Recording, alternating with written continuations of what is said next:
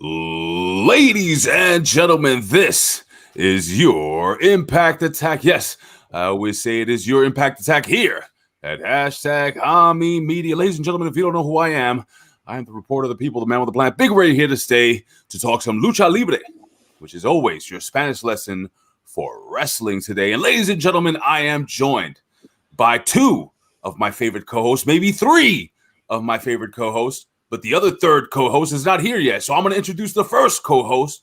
Ladies and gentlemen, he is the host of Suck My Balls. Suck My Balls. Yes, he is, ladies and gentlemen. He is my former co-host of the Impact Attack and current co-host of the Impact Attack. He is the man, the myth, the legend. 12 gauge. Matthew Schaffer. What's going on, buddy? What's up, Big Ray? Welcome back to your old stomping grounds. Basically, your playground. You're like the guy that's like, you went pro, you come back to play and one with the kids in the park. So I appreciate you coming back to the Impact Attack right here on hackerhamin.podbean.com. I'm known today as the Denver Dabber, as I have been partaking in a number of different concentrates here in the Denver market area. I'm within walking distance of 5 dispensaries. It's ridiculous. That being said, each and every week we break down Impact Wrestling for you and a couple other hot topics I got listed here today. But this place would not exist. Legitimately speaking, the guy gave me a recommendation. So you can almost say I wouldn't even be sitting here in Denver without this guy. Ladies and gentlemen, Victory Hamin. Ben Hamin, sir, welcome back to your show. Yes, if I were president, I'd get elected on Friday, assassinated on Saturday, buried on Sunday, and then go back to work on Monday, infidels, because we've got to watch Impact, we've got to watch Raw, we've got to watch AEW, so you've got content to turn off that bullshit TV and have the real talk here at hackerhamin.podbean.com, Hamin Media Group, and I claimed it years ago that I would destroy this country from the inside out, just like I destroyed wrestling. Look at your wrestling, pathetic, never to return again to normalcy, never to have it like you wanted, and now last night your leaders exposed as the biggest idiots of all time. Pathetic. You have embarrassed yourself in front of the world and you shit your pants. You shit your damn pants. And now the impact will be felt from my attack. YOLO. Yo, guys, that was the funniest couple of hours of television I've ever watched. And I'm not talking about anything else other than the presidential debates. That was so much fun to watch. You had bumbling Joe Biden. You had freaking this dude, Donald Trump, who sounded like a impassioned child. I got to be honest with you. It went back and forth. The moderator, who was clearly a heel, you know what I'm saying? I mean, it was, this was hilarious. I mean, what did you think, guys? Go ahead, man. Yeah, I got plenty. Yeah, I mean, I watched it from beginning to end. I thought that Donald Trump looked like a pissed off bully on the playground, and Joe Biden looked like the kid who got tired of being picked on. So it literally looked like, it kind of reminded me of just schoolyard hijinks is what it was, where you just, without any physical confrontation, it was all verbal. I thought it was interesting that even though Trump was coming after Biden publicly on his record, he never really insulted him. He didn't call him Sleepy Joe Biden during the debate. He didn't say you're losing your mind, you have dementia, why didn't you take a drug test? Versus on the other side, Biden, who's supposed to be more of the Democrat, did take from calling him a clown, telling him to shut up, man, which I get his frustration, but from an optics standpoint, I mean, who really got personal here and who really tried to stick to their narrative? You have to give it to Trump for trying to stick to his narrative. I don't know. When you throw a guy's kid under the bus and call him a cokehead. I don't know, man. That was Thanos style. It was like, I don't know who that is. I don't know who Bo is. I love that. He tried to do the misdirection, and that even set him up more. The big thing I'm seeing, and we'll talk about it tonight here at twitch.tv/conspiracy horseman, Ben Hamin and Hamin Media Group YouTube, is this contact lens that is supposedly next level, and what's going on. The conspiracy world's already talking about it. There's video of when Biden puts his hand up. There's like a wire coming up right by his palm there. You can go on. Yeah, you can go on my YouTube or on my Twitter at @bin_Hamin. I retweeted it for my Amazon wish list. But it's called Mojo Vision Contact Lens. It's the smart contact lens of the future. And people were zooming in on his eyes last night, and they're pretty sure he was absolutely wearing it. Right from the surface of your eyes. Mojo's prototype can enhance your vision or show your eyes schedule right from your eyes with a flick to the left or the right. So check out Mojo Vision. It's a Wired article, but there was something else Wired, and they wanted to have him scanned for like earpieces and stuff beforehand, and they agreed to that, and then they took that back, like I think within the last 3 or 4 days to do that. So here we have some controversy in the already. I mean, obviously, this is the most controversial thing on the planet, but in the tech world and conspiracy world, right here, pretty interesting. Pretty interesting this morning is he's back over strong, just finishing up watching Impact himself with the North up. It's Northern Ted. How's it going, Ted? Hey, how you doing? How's she booting her? It's your favorite Canuck, the Northern Ted, eh? And let me tell you what it's all about in regards to Ethan Page and Josh Alexander, the North. They ought to go back to their Canadian roots. Yeah, but I'm sorry to not be so polite, but gosh darn it. While they're sitting at home in their Chesterfields drinking their 2 4s of Molson, I have a plan from ABC to XYZ after the kerfuffle they were in to get them back to doing what all us Canadians really want to do more than anything. Eat poutine. Oh. Well, you want to have the best poutine in the world, you to Toronto, and you, Ethan Page and Josh Alexander, you're losing your way. Grab you some Timmy's, some Tim Hortons. Get back in the gym, and we will get you that poutine, bud. I had to tap out of the debate in the middle last night to eat a little poutine myself. Get back in about a half hour later. And, Hey, hotcha. Business. Yeah, man. Well, glad to have you. Obviously, Ethan Page is the story, how incredible he looks. I did a double take. It was like, I didn't think it was him at first when they first flashed by him in the match, dude. And just awesome. Sports Illustrated just dropped something on him. But yeah, I'm going to jump out real quick here. I know this is a strong force. I just got to handle some Hamin Media local biz, some customer service stuff. So I'll be back, you guys. But, the force is strong with all of you. So. No doubt about it, Ben. You got this. Yeah, no doubt about it. I'll come up there. No doubt about it. No doubt to boot. that is a fantastic Jamaican accent, by the way. Well, I'm from the southern part of Canada. Oh, got it. What's up, Matt? Well, I was going to say, Dr. Ted, thank you so much for joining us here today, or the Northern Ted, however you'd like to be addressed. But we were getting into the topic here on just the debate itself. Me and Ray kind of had a little bit incremental thoughts there. However, I wanted to also, point out, and I'm going to steal I guess you might say, the Monday morning locker rooms bit here with a quick little joke. But I was expecting that Chris Wallace at the end of the debate to come out and be like, Mr. Trump and Mr. Biden, what you've just said is one of the most insanely idiotic things I've ever heard. At no point in your rambling, incoherent response were you even close to anything that could be considered a rational thought. Everyone in this room is now dumber for having listened to you. I award you no points, and God have mercy on your soul. And then Trump could have ended by going, wrong. And I think it would have been better, and it would have had my vote if he just would have turned to the camera and said, I'm Chris Wallace, and vote for me 2020, because that would have probably been the best thing he could have done at the end of the. I was quoting Billy Madison for those who didn't get that reference there, by the way. People didn't get that reference. Yeah, I thought I was bad at movie watching. That's one that everybody's seen Billy Madison, or I hope they have. I don't know, man. Yeah, everybody. It's one of the best. Adam Sandler, one of the. Why has he never won an Oscar? Just curious. Well, probably because he doesn't want to blow the right guy, and he's got his own production company. Dr. Ted, what did you think of the debate? I'm glad we have a prime minister here in Canada. Stupid Americans. Oh, wait a second. I'm playing a gimmick.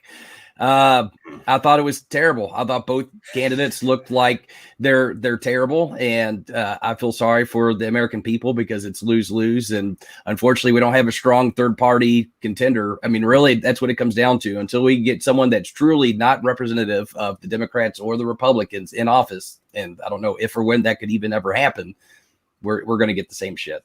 Dr. Ted, listen, what I feel, and Matt, what I feel is that the main event is not going to be this. It's going to be Kamala, the Ugandan giant, versus what's the vice president's name? I don't even know the guy's name. Was Kamala it Harris? No, the vice president. The guy's president. Mike Pence? Yeah, that guy.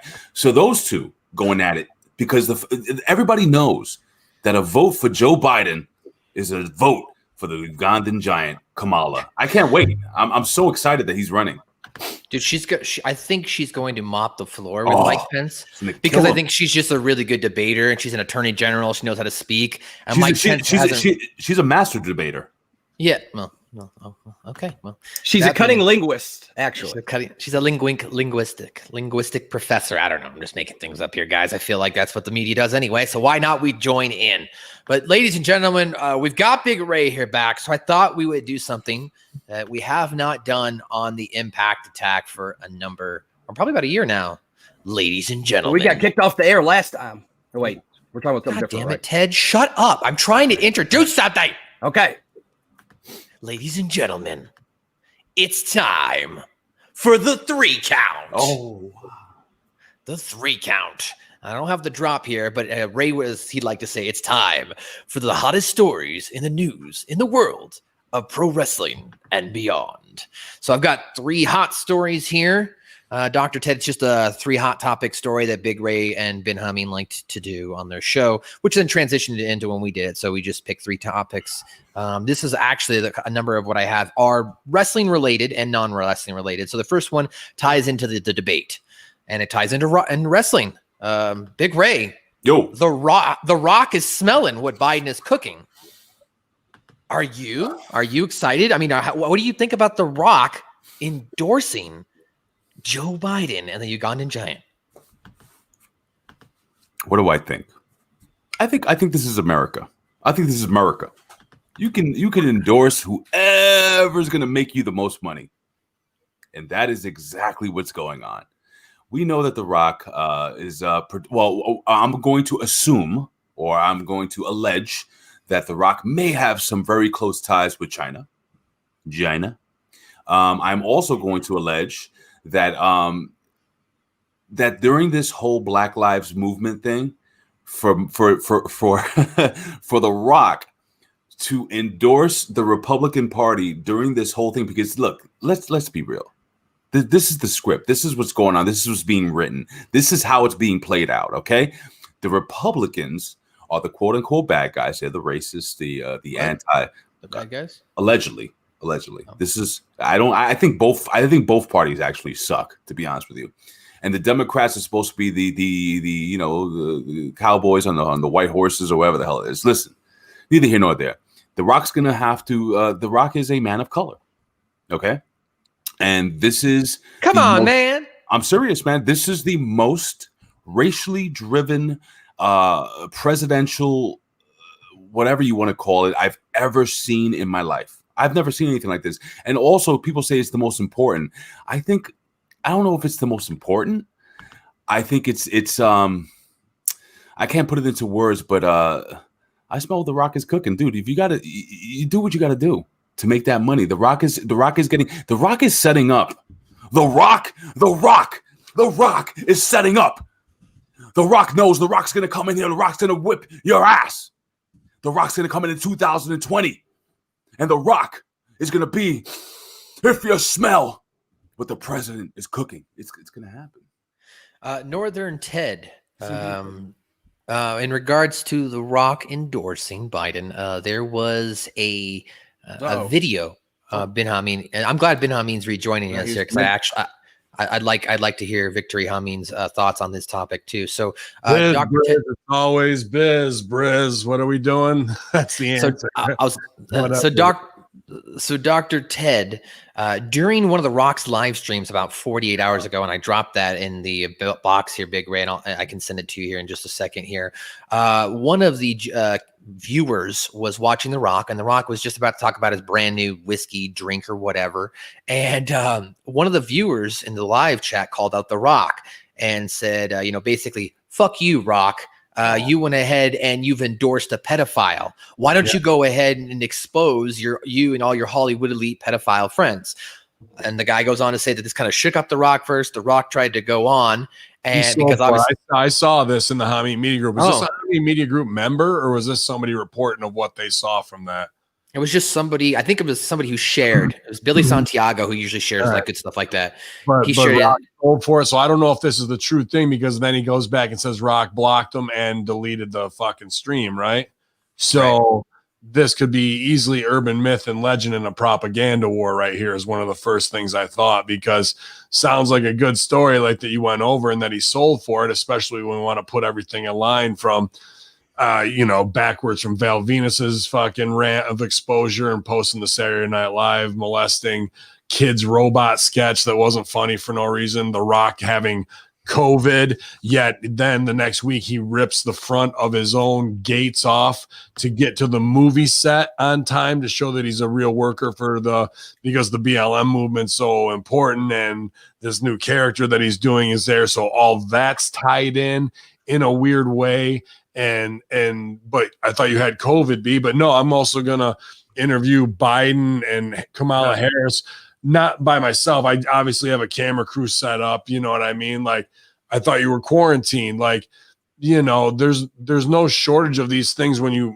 start to line them up where you're like, this is oddly strange. And why would a guy who knows so much about business and who's a worker sell at the 11th hour for the Dems who want, who have the power over him in Hollywood? You just bought the XFL. Who do you think watches the XFL? Liberals with pussy hats or conservatives with trucks? Like, that's just bad business for him to do that. He's wound up for somebody. It's the same as Tom Hanks with the weird pictures, and then he's got COVID, and then everything's erased, and then he moves it. Like, these moves don't line up, and maybe it's just because they play on a different scale money-wise than us, but a guy like him, the greatest entertainer of all time, who's been in the throat cutters to do these weird dance moves, when he's already paid, laid, and made and doesn't need to do that kind of stuff, it shows there's something bigger at play here, because that's just a bad move he should have laid out, man. Like, now people will boycott the XFL just because of the bullshit, because he tied it to fucking politics right away. They'll not that what he paid for it, they can't claim as a tax write-off or some shit, who knows. But there's so many things people can go at you for your movies now, who aren't going to go see your stuff because of it. It just didn't make sense, dude, to me, to be honest with you, that they could cock over that Black Adam movie now if they want to because of it. It's just doesn't make sense as a worker to me to do that, dude. Ben, quick question. What is his... Hold on. Northern Ted, I'd like to hear his thoughts. Dr. Ted, please go ahead. What did you think on The Rock? Well, I like Ben was saying, I don't know if I lend much credence to that story, simply because I'm a person that has to see the evidence. Like, I feel like that's a hot button thing. And for, they just were playing up the, all of the conspiracies that have been going on with the Democrats and the Rock and Joe Biden, basically connecting all that together, saying, yeah, I saw this video and there's no evidence of it, but it happened. It's like, okay. Obama legalized propaganda. You remember that, Ray? Like, he pulled the trigger and said, you can do it, because they knew that they had all these intel weapons now from all the NSA shit they collected and privatized it. When he's going at Hunter Biden, that's exactly what he's talking about. Hunter Biden's tied in to these tech companies that do propaganda. That's how the Ukraine stuff happened. All that. He made money off of all that, dude. My question to you, Ben, was what is The Rock's ties? Because I'm seeing a lot of stuff with him in China. And how does that work with the Democrats? Well, I mean, you're talking about the big Bilderberg group, the new millennium, project for a new millennium, right? Everything that they want demassified with open border, everything, you know what I mean, in the trade system. And that's why Trump was all about the deal. We were getting things so cheap from China via Amazon, things that you were getting now at like $400 or about $520, same product. You know what I mean? I just clock it 3D printer wise. That's what I've seen happen because everything comes from China there for 3D printing pretty much. So that alone, him forcing their hand is probably a better deal for America, but not the consumer, you know, out of the pocket, because that's how you got to hurt them. While they're buying up, people don't know that they've bought up tons and tons of space in Africa. They've bought up tons of space even in California in top properties.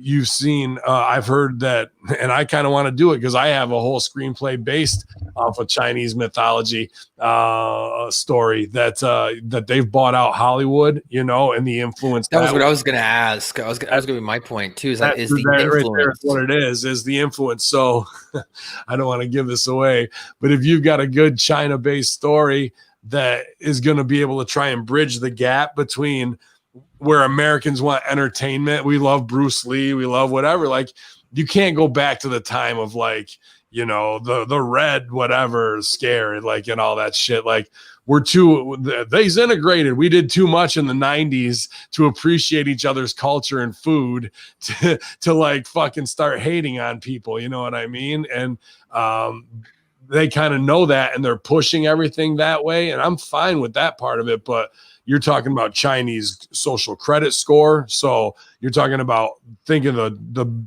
trillions upon trillions in debt that we're under. Like, all of that stuff is their power leverage over us for them to become the world controller. That's the real game we're playing here. And Rock's on the side of those who want to hand China the ball to be the number one with no reckless abandon. Meanwhile, Trump's like, fuck you, pay me, you know, pretty much at the end of the day. So Rock is their big wind-up toy, man. He should have laid out. He could be president in 4 years. This could have fucked him. Well, before we get into the next topic, I just want to also shout out the chat room. We got Real Pleasure here, Stranger Shally, Title 17, JVD 81. Also, Frank's Pickle Barrel Ass. Frank's Pickle Barrel has become a loyal Hamin media group. Not that everybody else we haven't mentioned isn't, but pretty much here for all of our live streams. We had a good time watching along with whatever the hell that was last night. You are my tribal chief. Oh, okay. Incognito on YouTube, Jinder Mahal. He wasn't ready for that. I am the head of the table, the tribal chief. You are my tribal chief. You are my tribal chief. I am the head of the table, the tribal chief. Ding dong. Jinder Mahal, Fudge 420. James Monroe says to Big Ray, glad to hear Big Ray again. The Yankees hat is garbage, though. Oh, so you know what? Yankees over strong all day long. What, 12 to 3. What a beating. All right, you're a Cleveland fan, aren't you? You're a Cleveland. Look me in the eye. You're a Cleveland fan. Well, you know, if you're listening to the podcast, look me into the ear. Let me tell you something. We're going to take it tonight. We're going to take it into the Yankees were practicing for the last 2 weeks. This is the real team. You see. Oh, you're going to see. Also, shout out Daniel Price, Society 85, What About, and Bester 1. And then for you, Ted, someone in here said the guy who did the Canadian impression needs to now join Retribution, and his name will be Retalia Ted. Good on you, bud. All right, so let's go to a second topic here, and this is again kind of revolves around wrestling, also revolves around the Me Too movement, and that's Joey Ryan. He's filed a lawsuit against his speaking out accusers. In the latest development of the speaking out movement, professional wrestlers, this is from Sportskeeda, says that Joey Ryan has filed a multi-million-dollar lawsuit against 3 women who made sexual allegations against him earlier. In the article written by Heel by Nature, the defamation lawsuit goes on to say that he's lost followers on his Twitter account, at least 11,000 followers, and is no longer averaging 1,000 followers per month as before he was.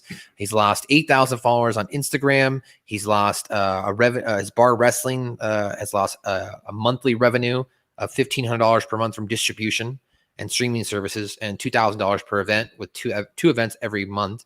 He's lost revenues from merchandising, Patreon, Cameo, Basically, he lays out he's losing about $20,000 to $30,000 per month. Let's start with Big Ray. Big Ray, is the right way to let this die down, or at least try to prove your innocence, to sue the people who accused you? No, Joey Ryan can get out of his own way, I think. I've been following this since I had a problem with, all right, how can I put this? So when AEW, when they had Joey Ryan on their TV, right, and he came down with the marching penises, remember that? I'm sure everybody remembers that. It's like Hogan slamming Andre. I'm trying to forget it. It's like Hulk Hogan slamming Andre the Giant. I mean, it's right there on par with it. But anyway, neither here nor there. This is the time when, and I've learned this from Ben, sometimes you need to shut up, just back off, just let the heat die down. And then eventually, and Ben, what has Ben showing me? Oh, yes. Who is that kissing his penis? Oh, Colt Cabana. Wonderful. So Ben is showing us a picture of Colt Cabana on his knees, kissing the head of the phallus of one Joey Ryan. But listen, man, I think you need Joseph Meehan. I think that's what.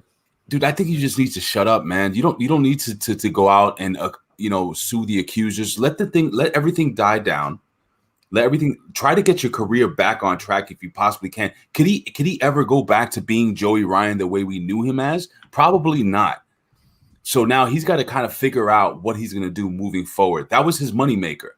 And then maybe a couple of years down the line, he can consider some type of legal action. But I don't think now's the time, dude.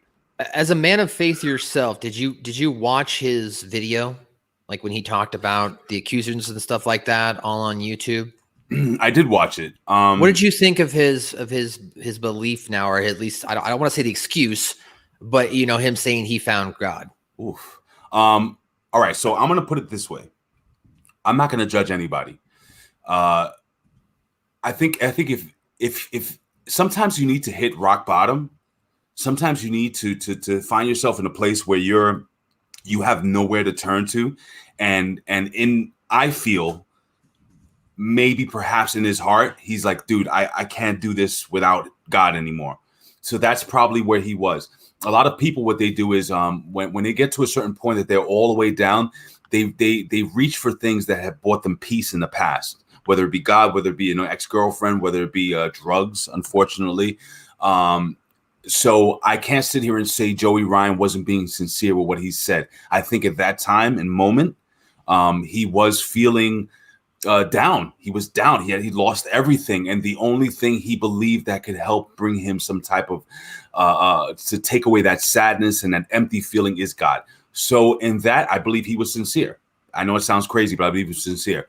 Now, with all that being said, months later, is he still talking about God? Probably not. Now he's talking about suing these girls for accusing him. So you see where the mindset is? Am I off base? You get me there? Yeah. So again, I've never seen a church get greedy about money ever and fuck people.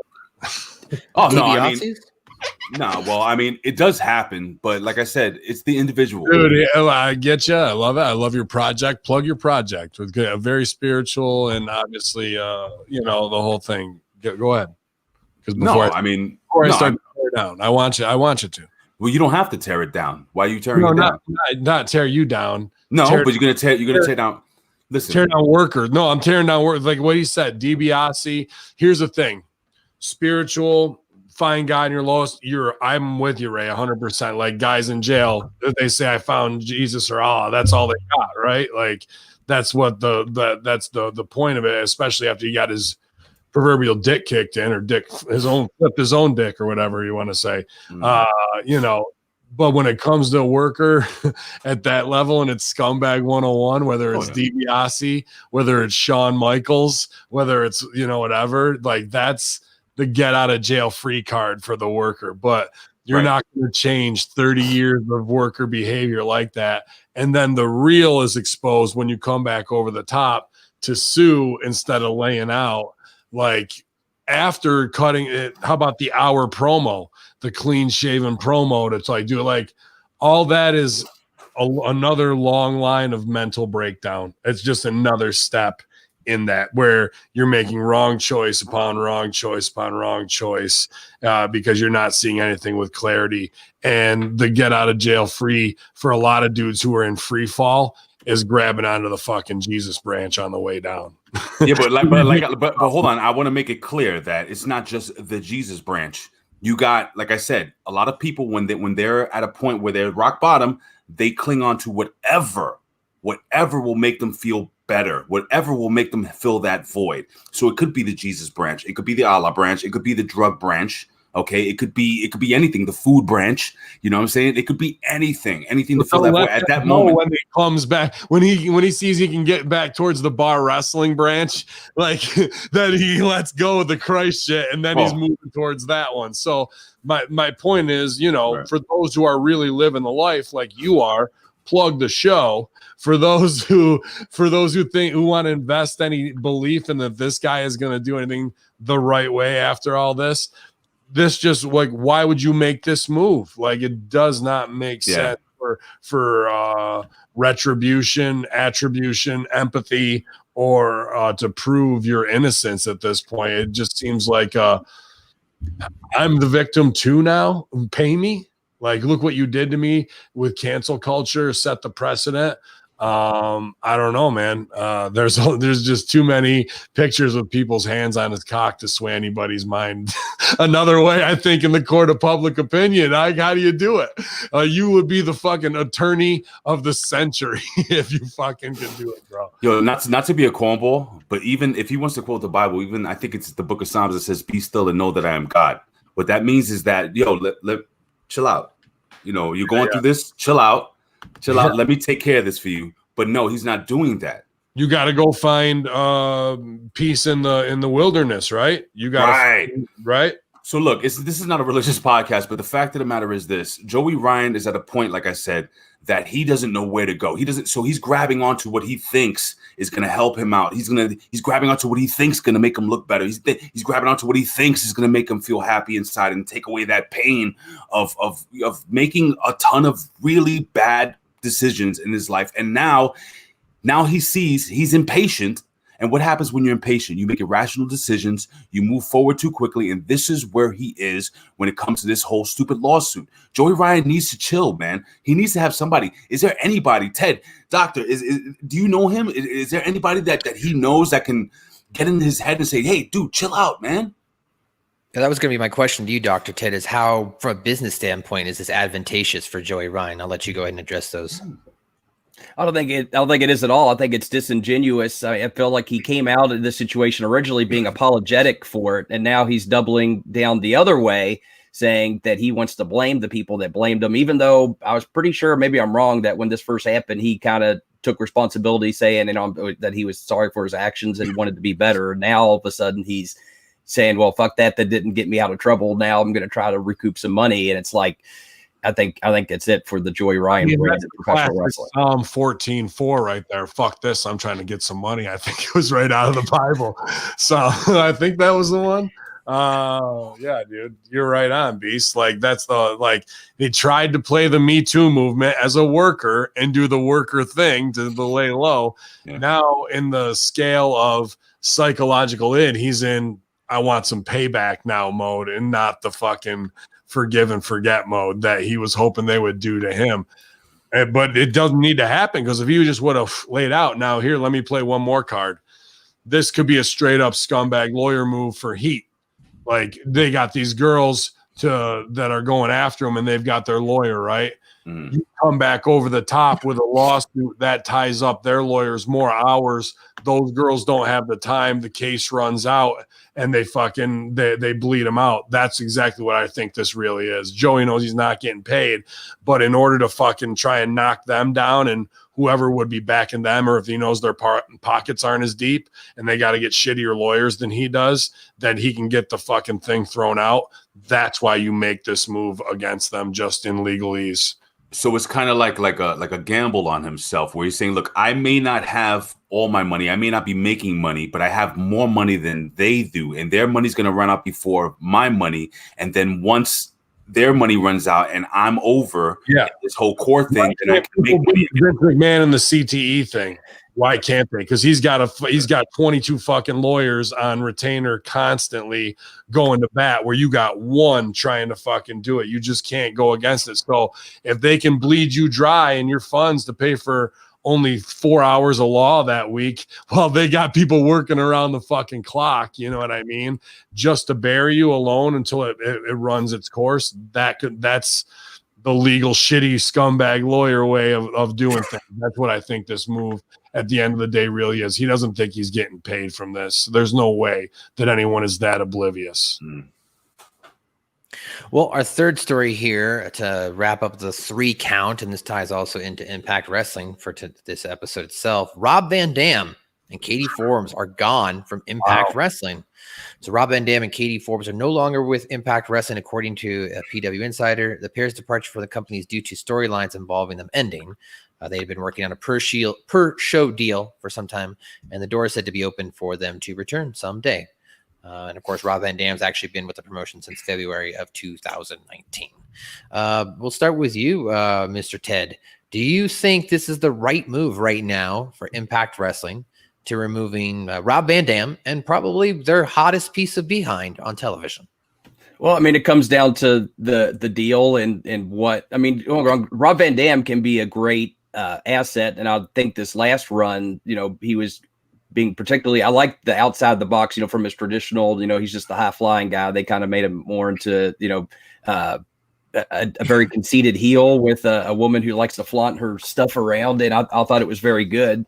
It's a shame that they weren't able to come to any agreement from this point on. But that's pretty judgmental from a guy who was from a trailer park who had a hot blonde flaunting her stuff around with him the whole time, and then he had a hot redhead flaunting her stuff around the whole time with it that he married anyway. So don't let this guy get over on you that he doesn't start hot chicks to get over in the promotion too. Hey. The Beast does the same fucking thing. You got to do what you got to do. Also, disclaimer: Ted's hot wife is also the co-host of the WPMS podcast, which is a contestant right here for the. Time out! That's your wife? Yeah. Not the one of them. Yes, dude. Listen. I was listening to. So can I put this over? Can I put this over? I didn't know I was going to put it over at the end of the podcast, but that was such a good show. Oh, really? I enjoyed it. I thought the girls seemed like they were having a lot of fun, and it just seemed like 2 women or 2 wrestling fans in a room just talking wrestling. Does that make sense? And just having fun doing it. And I like that. It wasn't like overly structured. It wasn't like over the top. It was cool. They need to get new microphones. But other than that, it was fantastic, dude. I really, really liked it a lot. I didn't know. I didn't put 2 and 2 together. I was just like, oh man, these 2 girls, they're fun to listen to, and I like them a lot. We saw the picture with the big gimmicks, and he goes, "I really like this show." Oh no. Another disclaimer, Ray. They're also both of them are former OVW women's champions. We separate that for the listeners. That's all.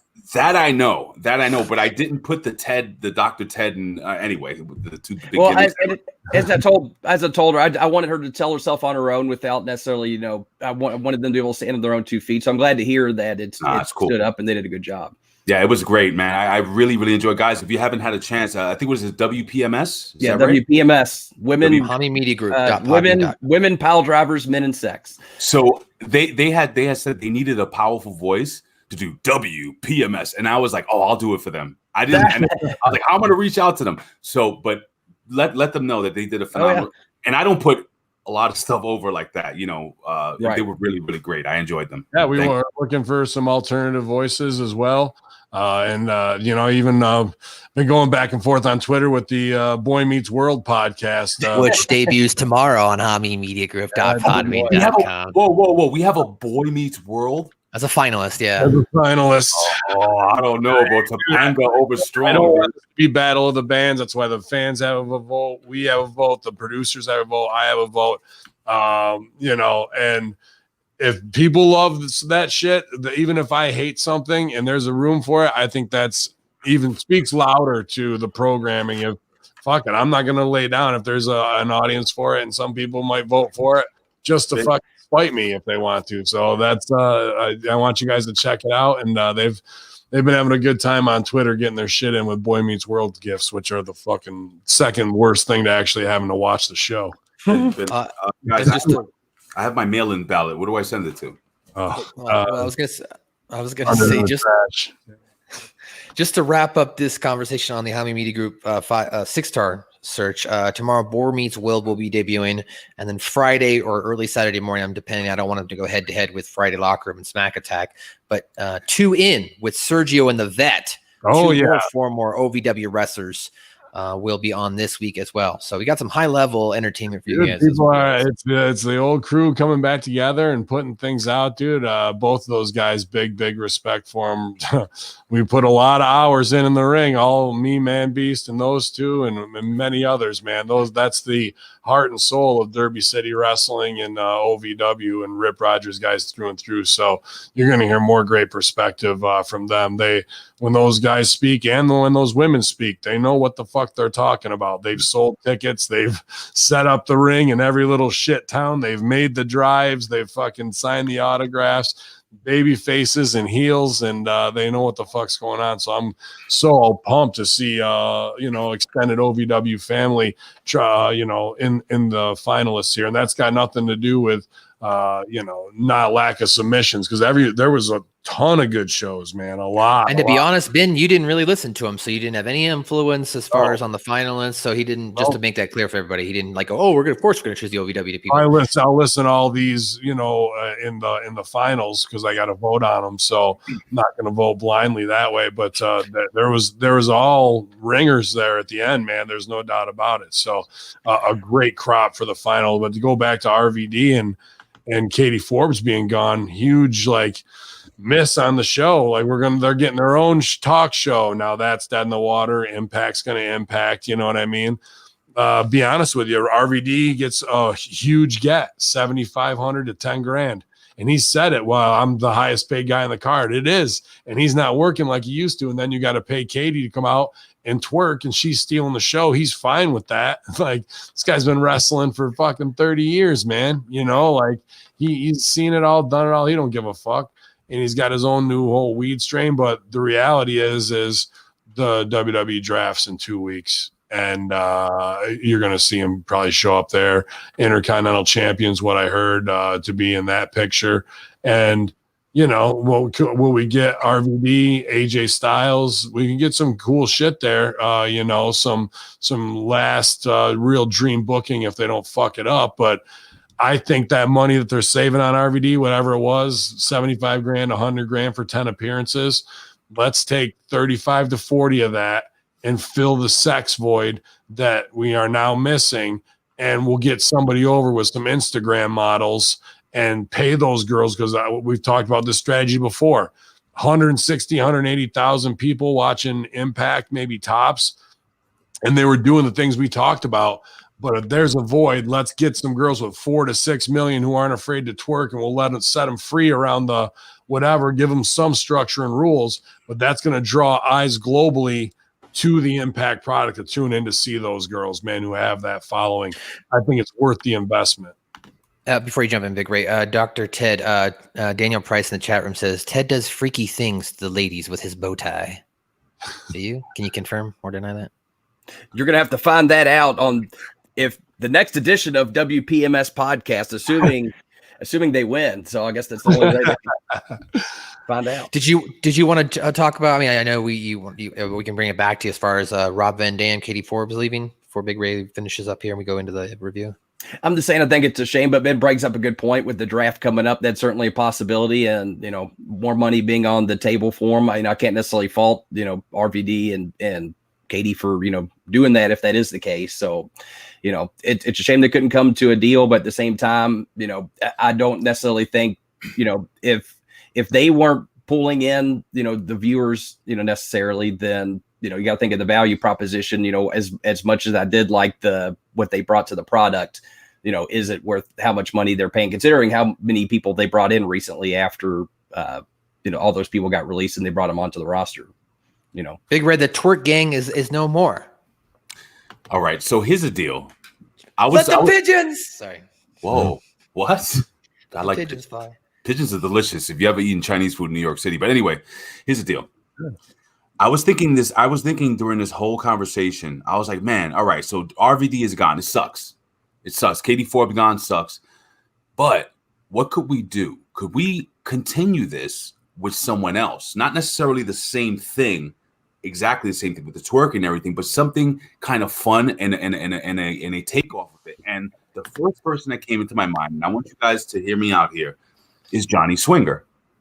Now, Johnny Swinger is under contract, right? With Impact Wrestling, I think. So you have this guy doing some, like, he walks into whatever the room or whatever the place is that RVD and what's her name and Katie Forbes used to hang out, or we're gonna have their show, and he's like, hey man, this is cool, you know. And he does like this whole 80s thing, and he has girls, but they're all like in 80s gimmicks. Yeah, and like the chicks who have been like rats at Poison or whatever concert. Right. and they're doing like the midday strippers, right? What was that stuff? What was that stuff in the 80s? That was the exercise that the women used to do a lot. Jazzercise. Doing the jazzercise, but they have big jugs and they're bouncing up and down and stuff. And he's doing like some really cool. And you can kind of continue where RVD left off and give him a talk show. I think Johnny Swinger was immediately RVD in the WWE again for the Intercontinental Championship with wrestling with AJ Styles. I'm not going to hate that either. Would the WWE would they dare bring in Katie Forbes? That's what I'm wondering. You do a toned down version of Katie, like, or do you like if Vince let her go out there and not know, and she starts doing her thing? God damn, pal, what the hell is this? Like, really loved it. Like Katie Forbes could be the thing to take WWE back to TV mature in a big way if they go that way. I was thinking that's the X factor, but I think they'll just sign Rob. I think they'll just fucking have him in your dream matches, but I wish it would be back to Springer style. But that's a great idea too, Ray, and do it with the Insta girls the same way, man. That would be phenomenal. People asking when's Swinger's podcast dropping, dude. He doesn't want to do the deal with us. Yeah, I don't know if I don't want to call him lazy by any means. I'm a huge fan of his work, and the guy's always pretty cool, but it's like pulling teeth with some people, and you know, there's fam like Goldilocks and Stevie Ray who can be empowered, and once they get it, they go and do their own thing. And then there's people that could be. I was watching them last night. I enjoyed the little old school shit, but all I could think of was like he left $3,000 on the table in the last 2 months not working with us. You know, $3,000 to say more than that. I'd say minimum, minimum out of the gate. So it's just like, okay, like you can show them the whole model. You can see where they plug in and tell them that we'll do all the work, and the old wrestler side rears its ugly head and shuts it down, unfortunately. And it's too bad that some people get in their own way, and then a year from now they'll go, "Oh man, I should have been doing this the whole time, bro." And I'll accept them with open arms, him or whoever, you know, of what it is. But it's just sad that you show them everything and you give them and they still can't pull the trigger on it. I don't know what gets in people's heads in their own way that way. So shout out Swingman, dude. He killed it last night. I think we have 100 awesome ideas for him. Hopefully we get to collaborate in the future sometime, man. But I guess it wasn't in the cards right now. Well, that's your 3 count, ladies and gentlemen. Of course, we want to thank our sponsors. You can go to thebrosters.com, pick up yourself a bag of Russo. Yeah, I actually just got an email from them getting the 5-pound bag promotion ready today. Hopefully the new page will be up, and I've got boys, I'm really sorry to say this. I don't want to make any Canadian fans mad, but if there's any coffee that's better than Tim Hortons, it's the Russo brand coffee, bro. Yeah, it is. It's solid. We're trying to get it up there across the border once things open up, man. So Broster's Coffee gonna have a 5-pound bag. It's I think gonna be $90 with shipping included all in, so you don't have to worry about going. So really you're getting an extra pound or 12 ounces for free, and you don't have to worry about ordering it every month. Great for Christmas and holiday season to get you through the winter, especially with who knows what the fuck's coming with COVID version 2 lockdown. Why buy it, pound at a time when you can get it in bulk? So we'll have that promotion going probably within the next week, you guys. So hey boss, if I come out and to the bunker area and chop wood, and carry water, chop wood, carry it, get water. You're definitely carrying water. Can you give me a free bag of Russo Bro coffee at the end of the day? Can I get a free bag? Yeah, probably. I can give you All right, that. Yeah, they've seen how they live directly behind. That's why I was asking. Yeah.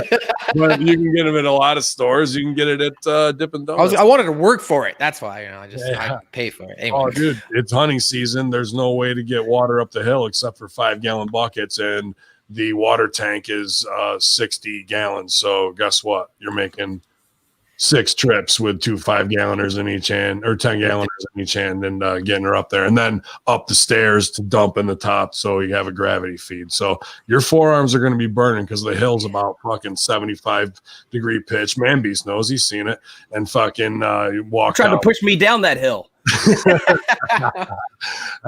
Getting thrown in the creek is a fucking rite of passage. So we'll do it all, man. We'll be out there stopping. Stevie actually was talking about coming up because hunting season starts 3rd week in October, maybe beginning of November, to come up and have me teach him how to hunt and track and stalk. So there could be some cool stuff coming, man. Definitely.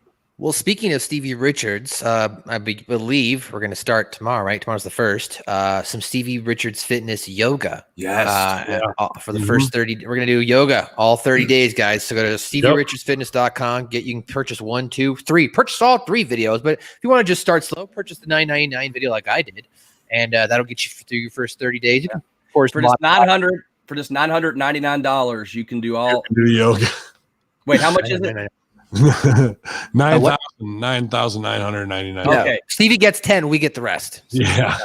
Let me tell you, I've been working out, and I've been doing a lot of biking recently, and I feel my legs have been getting a little stiff in my back and everything like that. And when I heard that Stevie was doing the whole yoga thing, because yoga is awesome. For people that don't know, yoga is awesome. And I slept on it for years, and it saved me, bro. Saved my sciatic. And I'm gonna tell you straight up, when I was doing yoga for a good period of time, I felt I wasn't as physically strong as I am getting now. Mm-hmm.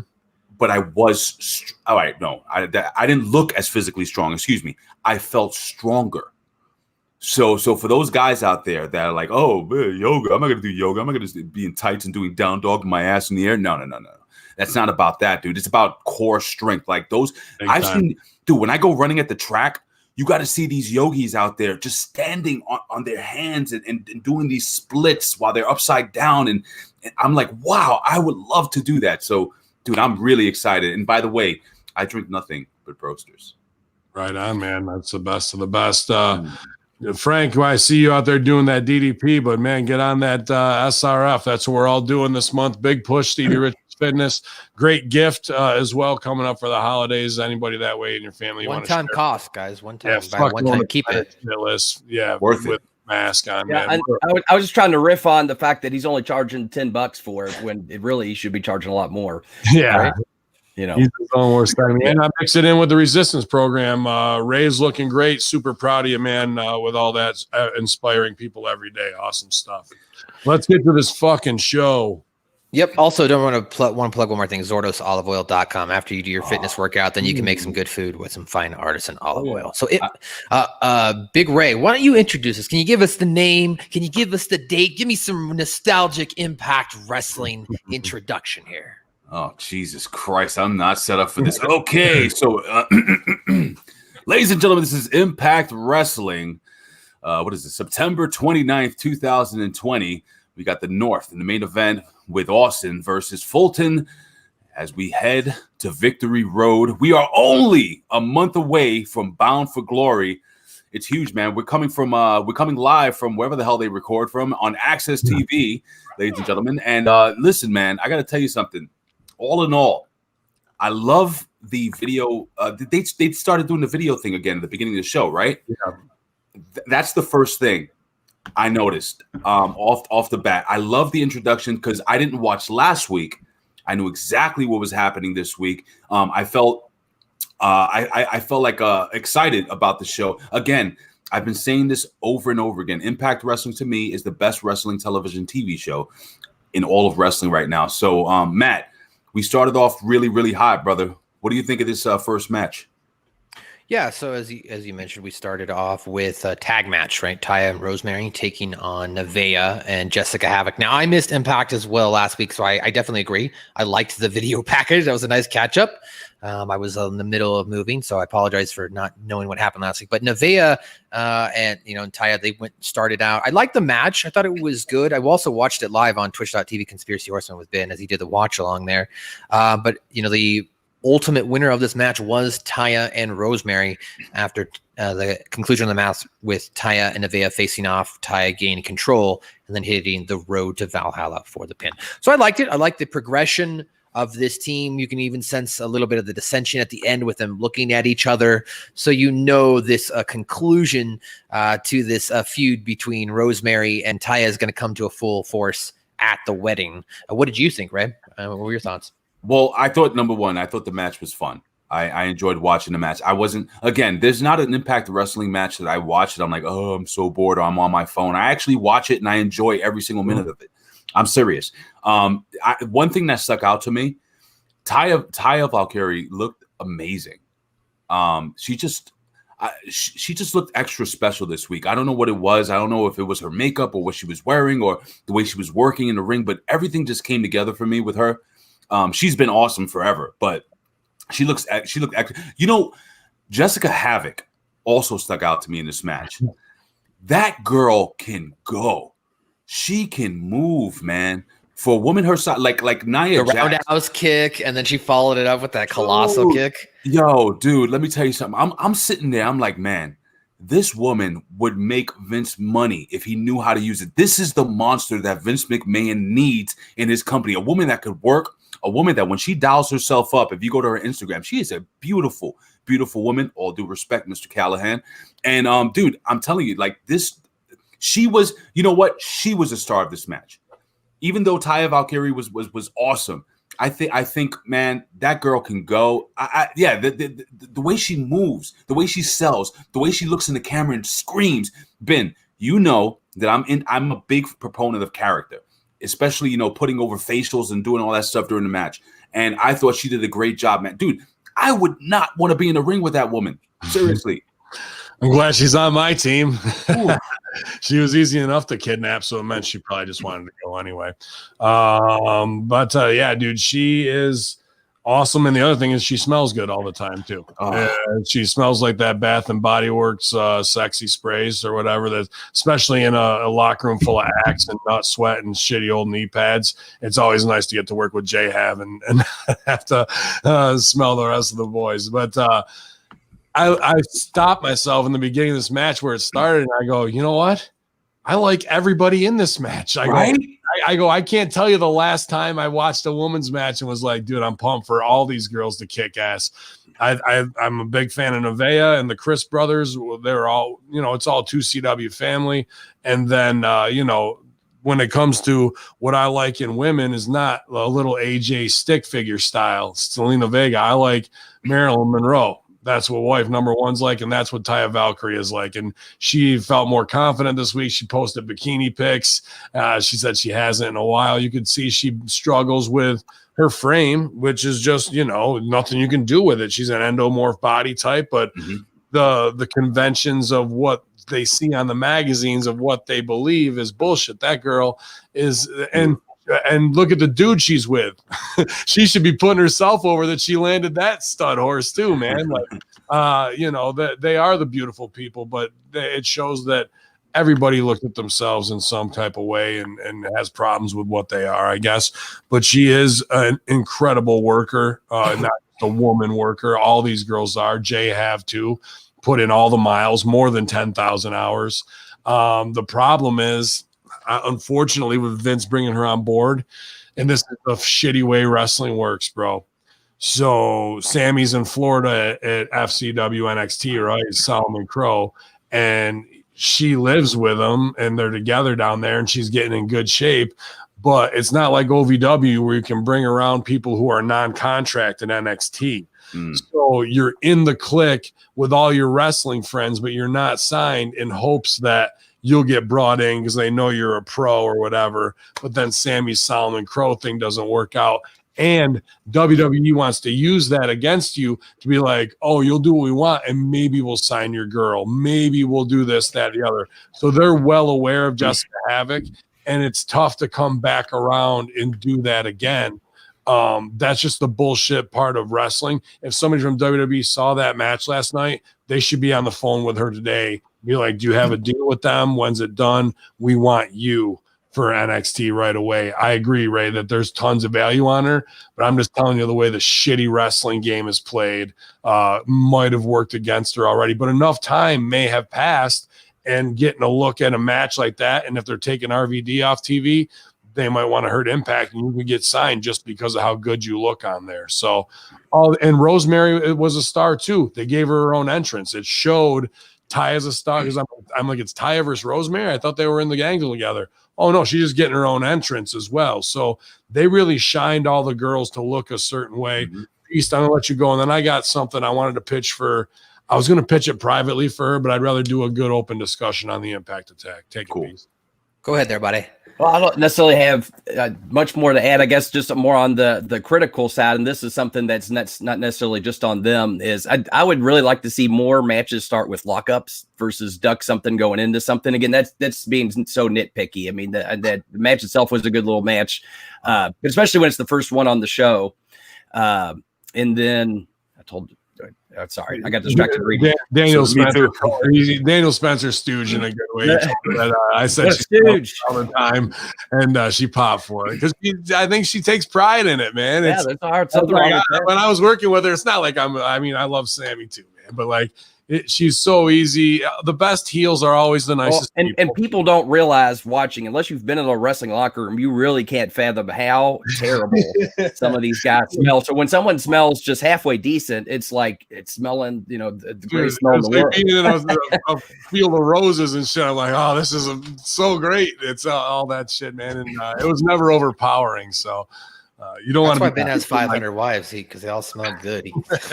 Do they use the finest Egyptian oils out there, Ben? Yeah, dude, she comes correct herself. She knows what's going on, man. Awesome. So you had an idea. You said Hamin. Oh, sorry. Go ahead, Ted. I was gonna say, and then the other part, of course, I'm gonna call out. I'm still waiting to see. Although apparently it happened on Raw, a hot tag apparently happened. I gotta confirm this. I haven't watched yet. I haven't watched Raw, but. I know on Twitter they were calling out saying there's a hot tag. I guess the Street Profits maybe did it, so I'm going to have to go back and find out. But either way, this show there was one, but it was an interesting one I want to talk to you about. Absolutely. Well, and this one could have been a hot tag when what's her name slipped. I think Rosemary slipped under Havoc's legs, or vice versa. Havok could have easily turned her and said she parked herself in the middle, and it was kind of that awkward moment waiting for Taya to crawl over, tag, and then Rosemary to get from the apron to the center of the ring, and Havok kind of had to just stand there awkwardly. Whereas instead, a simple thing, and this is just a little thing, I'll just get nitpicky over tag team stuff because I did it for so many years, is Havok could have easily turned, gone like she's going to almost get Taya. Taya makes the tag just barely in time. There's the hot tag. Rosemary just clocks her one time. Havok can half step around to the center of the ring, go right back to what you were going to do anyway. Hot tag. Right. Hey, I have a question. There was a part of the match where Havok was, I forgot who she was in the ring with, where, when you do the gimmick where they run the ropes and you jump over each other and all, so on and so forth. Yeah. The one where drill, it's called, yeah. Where Havok dropped right next to the rope and the girl fell over her. It looked like it was on purpose. Was that on purpose? Yeah, that wasn't Havok, was it? Havok did that too? That was Havok. That did it. I must have missed it because I popped huge when Big Mama Pump, what's her name? Trish Parker. Oh, is that what I'm thinking? I think that's what you said. She did it shows you do a drop down, right? And they the top. She hit the drop down, cut her legs out. When I was like, she fucking hit the drop down and it worked. I mean, that's a legit thing. That's a legit thing, and it's called submarine blocking in football. You turn sideways and into the guy. So it just became such a tackle, drop down, leapfrog, hip toss, boom. Like that's the high spot drill they teach everywhere, but you have to know it. But no one ever hits a fucking drop down and makes it worth anything, which is a submarine block. She went into the ropes, hit it, caught her right on the feet, face down. I popped big, dude, for Jordynne Yeah. Grace. My bad on that. I'm sorry to go ahead. I thought Because I was about to mismatch. shit on it. I go, Havok hit it too, and she did it. Oh, you know what I mean? But No, my bad. My bad. I'm all sorry, good. guys. That's all good. Go ahead, Beast. You have anything else before I pitch this? No, just that, those nitpicky things. But again, I don't want to take away from the girls because they did a great match. But it's always those little moments that I feel like you could just always amp it up a little bit more. But Mhm. you know, they did a good job here. It was a good piece of business. And Neveah is the character in the background. You know, she's just tight with J-Hab. We don't really have much on her, right? Except for, you might know she's married to Chris' brother, and you know that she's a solid indie worker who's worked all these girls all over the Midwest, you know, Rockstar Pro to wherever.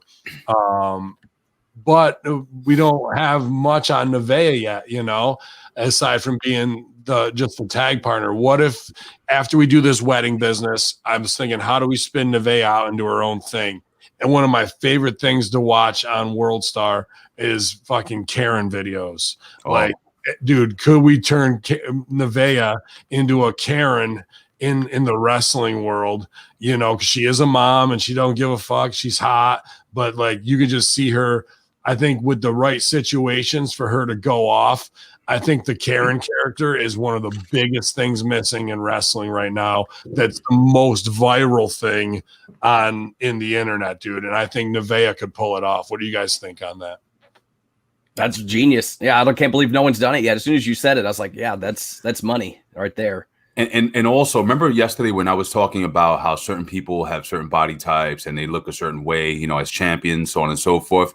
This is a case where I looked at Neveah in the ring. Like I said, I look at everything, you know, when I'm watching a wrestling match, and I was like, man, you know, she I like the way she looked, and she's a great worker, and she's a beautiful woman, you know. And I'm just like Ben. Me and Ben have, I think, the same taste in women. Where we, I'm the same way. Yeah. Okay, She looks so like a real woman. yeah. She had 2 kids. She's a snapback mommy. She works hard to like keep that in check, you know. But what I'm saying is that she looked great. Mm-hmm. She looked great, and that Karen idea of having her just like going like in the background, like if you see Falabad, you know, I don't know, talking to a female, her just kind of walking by on a cell phone and then just putting the cell phone down and be like, that was inappropriate. You know what I'm saying? Like little things, it's just popping in and out of scenes, you know. What are you doing? Why are you looking at that video on your phone? Like that type of thing. I think That you was got great. real heat with Kiera Hogan and Tasha Steelz and like you know, there's a lot that could be done there, dude. But I would have her be a Karen to the upper management. So she's just reporting people and calling management and calling whoever. That would be awesome, dude. But then she also is oblivious to everybody else's play. You don't got to make it too racial, but you want to a little bit, where she cuts people off as of like white privilege to some degree. And what are you doing here? And, you know, is oblivious to everybody else but herself. And at the same time is the stooge. I agree. That's the whole game of it all, dude. And there's a lot you could do there, I think. And Neveah's never really been a breakout character anywhere. So it's all unmolded clay, Right, you know. fresh. There's no preconceived notion of what she can or can't be. Yeah, man, I agree. I think Neveah has, and she has. We talked about this last night. Karen with a black dude on her arm as a man with her. Willie Mack is the guy because he can't really get over on the mic that well, you know, connecting. And with that, bro, and then back and forth, I think it's right there, dude. They're like, why not do it?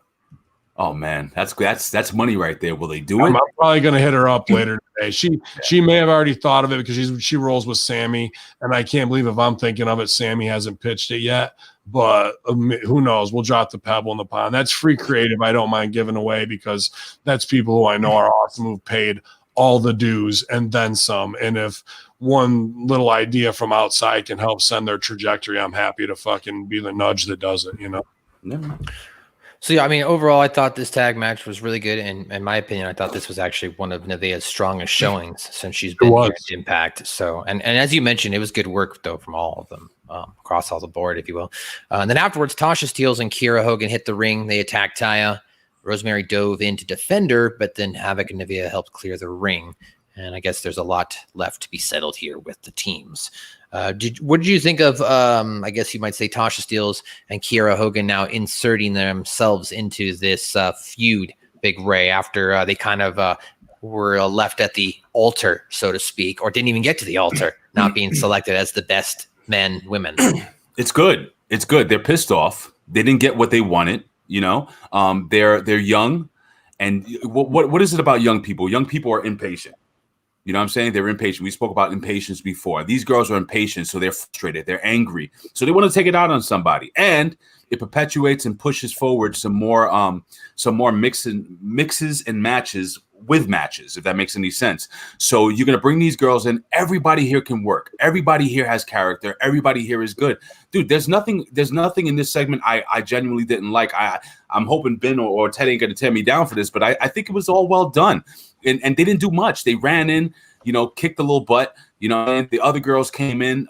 Everybody got in their feet, and the heels walked up the aisle, mocking the baby faces, I guess you would say. Dude, I thought it was great, man. It was fun. It was good. Excellent. Hey, buddy. What'd you think, buddy? What'd you think, guy? What'd you think, friend? Well, it wasn't very polite. I will say that. They should have said they were sorry. No, I thought it was fine. I mean, they seem to try to find a way to interject themselves into other people's business, and so to me, in that sense, they're just causing havoc, pun intended. Coming around, jumping people backstage, causing trouble. And so, I thought this was a good catalyst to the story, and I'll be interested to see where it goes from here. Dr. Victory, Hamin. Fuck off with the fucking guns. Yeah, man, this was as solid as it could be, and you got to show that what your division is. And the thing is, both these teams are kind of over as weird heel baby faces. You have the mythic people over. We like them. And then you have the mismatch of Rosemary and Taya over as an odd couple, and we like them. So we need heat. And this also plays into the overall Wrestle House wedding stuff too. I don't know, man. There's a lot of, here's what I don't like on the show a lot. I mean, not like I don't like it, but it's just a choice that I'm like, should we go that way? We've fallen for Johnny Bravo. We've fallen for Rosemary in a storyline, but everything else deals with heat. And I want to be looking forward to this wedding and seeing more comedy scenes. I'm seeing more conflict than I am relationship. There's a lot of conflict on the show, and that's what wrestling does need. But this was forced with Bravo putting the heat on the ref and being angry about the best man instead of being I want to see Bravo in love with Rosemary, not worried about wedding things like that. I think we made a not as top choice as we could to take this in a certain direction to have it explode, which I get it, but I think there was more quality empathy and doing things that people haven't seen and setting up situations where people interact in a great way, where the Deaners and them are interacting with everybody. Now it's all going to fall out into fights. And we've seen that for fucking ever. Let's see something quality on the positive side, but we took a turn to the dark on this show. So following that Big Ray, we had, I guess, a Big LG and Machine Gun Carl Anderson backstage. Do you want to break this down for us? All right, let me see. So we got the Good Brothers backstage, and they're basically telling some guys some terrible stories. Okay, they're telling them some road stories, and I could see this happening. This actually happens. See, I was too small to understand the wrestling locker room when my dad was wrestling, but he used to bring me in there when I was a kid. But like in any sport, what is that? You hear that, guys? Like that? That's the Denver Dabber. Oh, so anyway, so it's like any sports, the like any sports locker room. You got the two stars of the locker room. You have everybody who wants to be them, just laughing at every single thing they're saying and doing, which is pretty cool. But then you have the Machine Guns. They come in, and they pretty much put them in their place and like, hey man, you guys want to be champions. You should be champions like we've been champions. And by the way, who was it? I forgot which was it. Alex Shelley. Alex Shelley goes and starts talking crap to Machine Gun, saying that, dude, when you were freaking washing laces and carrying bags, I was winning championships. So he puts himself over as being over for longer or more longer, if that makes any sense, than that whole tag team, which was pretty cool. It created some dissension between them. I liked it, man, and they got to put over their beer, which probably tastes like crap, but I don't know. I would like to try it. If you want to send it to me, I'll put it over. Well, this is what's good about this scene, and like I was ready to shit on it, and they were shitting on it on the live watch along. I was like, I don't think so. With sitting with Russo, he's like, dude, this if they just did a disclaimer that this is a parody of a wrestling show with WWE, Right. they took it away. This scene is a parody of wrestling of dudes who are over. And dude, I got to tell you, the commitment to the bit from the indie guys who were working security with the fake laughter is what made it, to show you that it was a fucking, we just want to stay over with the good Briz and maybe that'll get us a job and we'll get, like all that underlying phoniness of what is like a parody of what goes on in wrestling was what this scene was. Yep. And even when they came in to face off and afterwards at the end, he goes, "What's your finisher, bro? I like your finisher, bro. Can't wait to kick out of it." How many times have you heard Stevie say that early on in the days when we were ribbing on Horseman and things like that? You go, "Can't wait to kick out of his finish." Yeah. Those are real things that fucking have been going since the beginning of time. Go ahead, Beast. I was going to say, I also like the line he said right before that. He goes, "What's his finish?" And he goes, "I don't know, probably something with the flip." Yeah. Right. So, it's things like those, dude, that I think I really hated the stupid stuff they did outside with the cops and, when they did those scenes with the, "Are you drunk driving?" and there's just wrestling phony.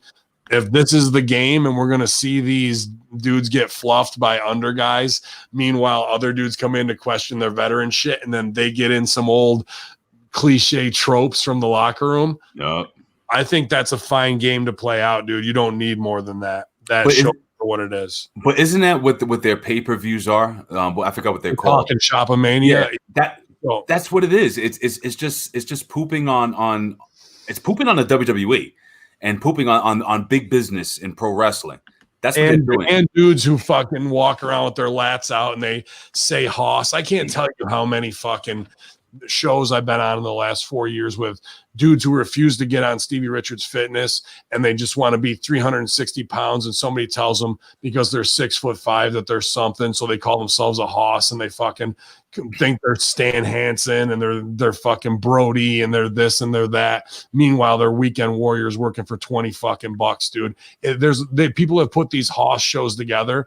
All that is to me looks like, well, there's fucking 8 lazy motherfuckers who won't get signed because they think they're over just because they're fat fucks and the locker room likes them and will put them over. Like that shit don't impress me much. And believe me, it don't impress. The only Hosses that I've seen get over are Triple XL. And they bet up against all those guys. So now you already got 2 Hosses like that. What do I need half a dozen more from the indies? You don't. All right. Well, I did not enjoy this segment. I didn't find it comical at all. I found it to be very kind of cringeworthy. Either. Like, it's supposed to be cringy. Yeah, I guess. I mean, I get. Then they accomplished their goal. I just didn't. I didn't like it. You haven't been in a locker room where you had to deal with like Kevin Keenan going, "Good brother does this," and whoop wop whip, and then bad brother comes in and hits him with the hot, and ding dong, I get in the fucking bang. He hits me with the snake. It's there. Hip toss out. Good brother tags back in. Like, dude. Like when I hear that kind of shit of like wrestlers trying to impress wrestlers with that, in my like. And that's what that scene is. Well, I'm working this Saturday Slave to the Death match here for Primos Pro Wrestling, so I'll report back with what I got. Wait until there's going to be 2 marks on that show at least who fucking are in our locker room kick around guys who do every job. They're indispensable from ring crew to setup to merch. You can't fuck with them because they've been there and they're diehards. But you'll see them walk around like they're fucking are working for Vince and they're talking all the good brother talk, and that's their whole life, dude. It's their whole life. So you'll see. Then look back on that scene. I know in about a week I'll be laughing, right? I get it. Yeah. So backstage after that, Gia Miller interviews the Knockouts champion Deonna Purazzo. Deonna Purazzo and Kimber Lee. Shout out to Kimber Lee from the Pacific Northwest.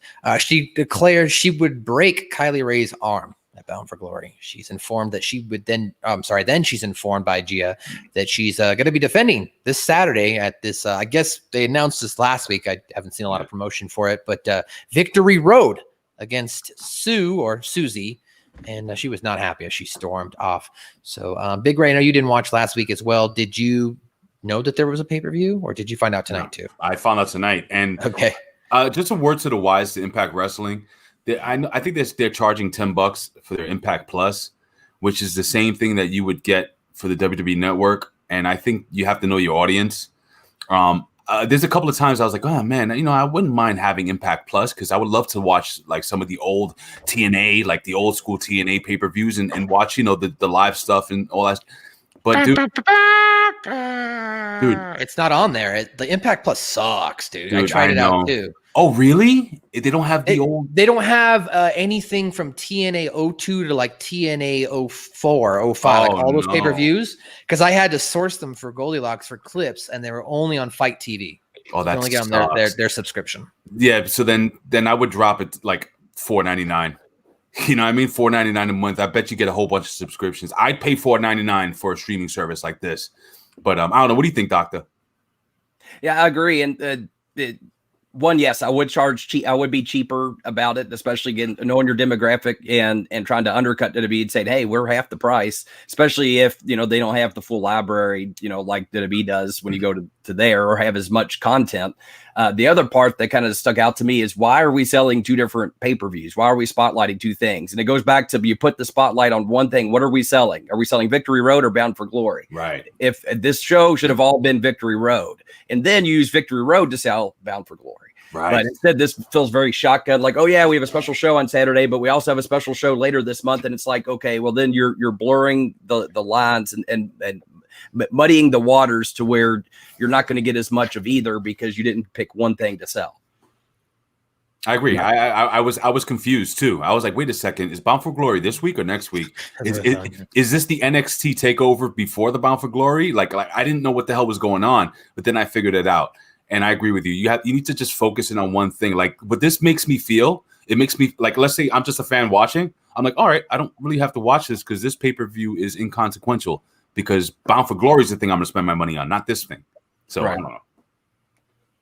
Yeah, they should have given Victory Road away as a special on Tuesday. They should have just made their Tuesday show Victory Road as going for that and really pumped it up to get more people to tune in and try and break 200,000 a quarter. Like, how can we get that? And then what we do in Goodwill the best price for anything is what? Free dollars. So that's why Hamin Media Group up, right? So, the fact that you're giving it away, that incentivizes them to come back and say, I'm going to buy a t-shirt at prowrestlingtees.com/Ben. I mean, I'm going to buy Brosters. I'm going to buy Zordos, because they're giving it all this way. And we know it's not getting raked over the coals for content that isn't going to be there, So that's what it would have been the best marketing move, I think, instead of Impact's going to impact. And now one is going to slight the other and not give you max value at the end of the rainbow that you should be getting. I do got to say this, and I was impressed when I worked for them, incredibly impressed. I think still the guy in the UK who may do it, but their graphics are really great. I think their graphics people are always doing excellent work there, man, in post-production. And we put over WWE's guys, who set up big arenas and whatnot, but the graphics guys for Impacts do really unique work, and I think that makes them look like stars. Hey, Ben, real quickly, I'm sorry. I keep getting these private messages on Instagram from this guy named Tyler. Who is he? Says he knows you. Yeah, he can help you with your workout. I got to make another call to my client real quick. I'll be back. Okay. What's a culture vulture? Still trying to figure that one out. Anyway, go ahead. So as you guys mentioned, it was an interesting interview. Didn't have a lot of just they're selling two different products, so definitely a bit confusing. I had something here, but I forgot what I was going to say, so I apologize. Move on here. Let's go to Josh Matthews and Madison Rayne discussing then the top matches for Victory Road, which is on Impact Plus. Oh, now I remember what I was going to say. You guys, I've already spent my $7.99 this week. I'm not going to buy Impact Plus. I'm sorry. I spent my $7.99 on the United Wrestling Network. What's that? You didn't know? Well, so the United Wrestling Network features a brand new weekly pay-per-view on Fight TV called Primetime. They're also in association with the NWA. Last night's episode 3 featured our own Greek god Papa Don. So you can go purchase that for $7.99. So I'd say do that instead of watching Impact's feature. And they're going to be featuring, like you said, all the NWA stuff, right? Yeah, they have Aaron Stevens on there last night, aka Damien Sandow was on there. I got to tell you something. And Murdoch, he defended his title. He was on there last night. Well, you know what, man? I almost stooged something off. You know what? Let me shut up. I'm not gonna. I'll stooge it off air to you guys. Okay. I don't know if you guys know who's gonna be there next week. Okay, well, we'll talk about it then. So let's move on after that to. I actually have a story here that I was going to bring up at the top 3 in a top 3 count here, but I guess it's a good segue into Jordynne Grace. So did you guys see what Trisha Parker, aka Jordynne Grace, tweeted out? She said, "Why is it acceptable to talk negatively about someone's height? Is that not body shaming? Like you literally, I have to say it in the Bella voice, literally cannot control your height." Big Ray, Trisha Parker, aka Jordynne Grace, the many faces of Trisha Parker will just say, online and her persona. What did you think when you first saw this, or when our own Colin Wysong retweeted it by end up saying, "No more being negative, guys"? I'm just, I'm over it. Like, she lost me. She lost me about a year ago. She lost me when, I didn't know what the thing was with her. Like, I thought she was cute. Like I said, I don't mind, a thick woman like her, dude. She ran into me, let's say, in the library or something like that, dude. I'm not going to say no. But here's the thing. I really hate people that are two-faced, who have a double standard. And she totally lost me last year when, I think it was on Twitter, she posted this picture of her in some lingerie with her butt cheeks out and half her nipples showing, right? And then this dude is basically thirsty, so he's complimenting. He wasn't even being nasty or rude. It was on Instagram. I'm sorry, on Instagram. And she just trashed him. I don't want to. I don't know what they're doing with this. Like this whole thing with Tenille, Dashwood, and Jordynne Grace is. It's not. This I'm not enjoying, and I'm gonna trash it, dude. As soon as you get, I'm sorry, Ted, Doc, don't get mad at me, because I just don't like this whole double standard crap. Like I said, we spoke 2 weeks ago about what they could do. You know what I'm saying, with Jordynne Grace, whatever the hell her name is on Twitter.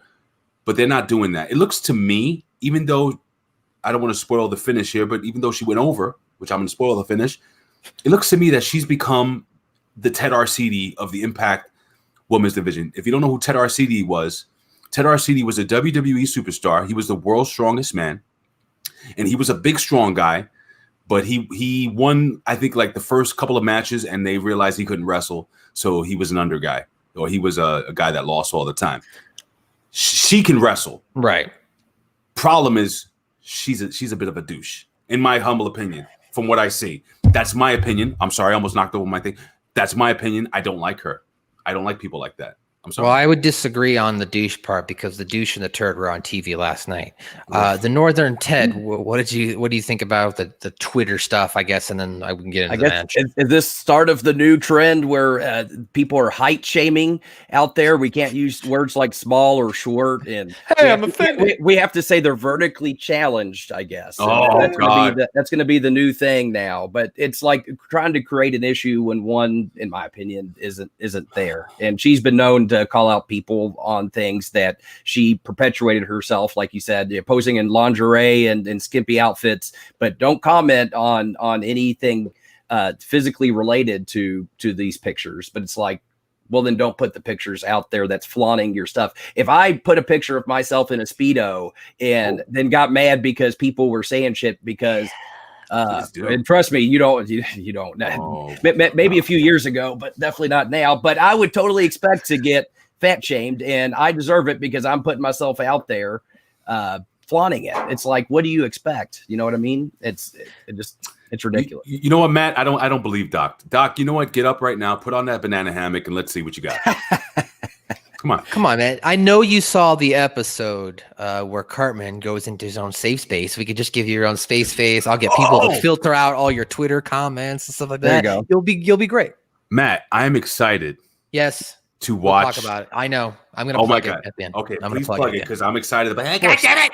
Sorry. I'm gonna plug it at the end. Well, let's talk about the match though. The match itself here with Jordynne Grace versus Tenille Dashwood with Kaleb with a K. Oh And God. he comes out. He came out and did probably not the best ring announcing. Let's start with an actual ring announcer. Ted, what did you think of his ring announcing? His introduction. Yeah, it's like he doesn't. I get a sense he's really trying hard to portray a certain character, but he doesn't believe it himself. Yes. And so he's not fully committed to the bit, and unfortunately, that's why it's falling short. I feel like is because he's not fully committed to it. It's like he's reading lines, right? Almost. Yeah, he probably is, but yeah, it's not working. No. So the ladies go right at each other. We see a tackle slam from Grace down to Dashwood, scoring a near fall. Grace works over Dashwood, kicks her in the corner, returns fire, and then they go to a commercial break. We come back. These two ladies continue to go back and forth. End of the match. Grace gains control, goes for a finisher, but Kaleb distracts her. But Grace finally snatched Tenille Dashwood in the rear naked choke, and Dashwood taps out. So the winner of this match was Jordynne Grace. Now both these ladies are one win and one loss, so we're gonna have a rubber match. Ray, should Tenille Dashwood's mom, should she have used the rubber? I'm just kidding. Wow. I'm just kidding. Go ahead. Wow. That would be mean. I had to make the joke though. Come on, it was easy. That's wow. So no, here's the deal. I'm totally kidding. No, I know you are. So, but I don't think Jordynne Grace would be happy with you right now. But neither here nor there. So here's the deal, man. Tenille Dashwood. Again, I'm gonna sound like I'm pooping all over this. I don't like her either. Do you need some Pepto-Bismol for that diarrhea? Dude, I have a little bit. Yeah, maybe. No. Broster's coffee. When you drink the Broster's coffee on legit, it helps clean out your system. It gives you the energy. It's amazing. It does a little bit of everything. So I love this stuff. Anyway, neither here nor there. I don't know. I don't see what that it factor. I don't think she ever really had that it factor. Even when she was doing the gimmick in WWE where she was popping bubbles and stuff, I thought it was silly. I don't know where the money is with her. Honestly, that guy Kaleb, God bless you, kid. Like, he looks like a young guy that's been thrown on TV for the very first time and he doesn't know what to do. And this is me as a fan watching this show. Now, I can't wait to hear what Dr. Ted says about this, but let me just finish here. The match was okay. They're 1-1, so I guess, that makes sense. But if you sign Tenille Dashwood to work for Impact Wrestling and Jordynne Grace isn't really like, she's going to be leaving soon because that's the stooge, why don't you just have Dashwood go over strong twice? I don't get it. So Doc, I'm gonna go to you, man. You've been there, you've done it. Like, am I wrong here? Can you explain to me what I got right, what I got wrong when breaking down this weird feud? Well, the one thing I can think of is if you're gonna beat someone, then you want to.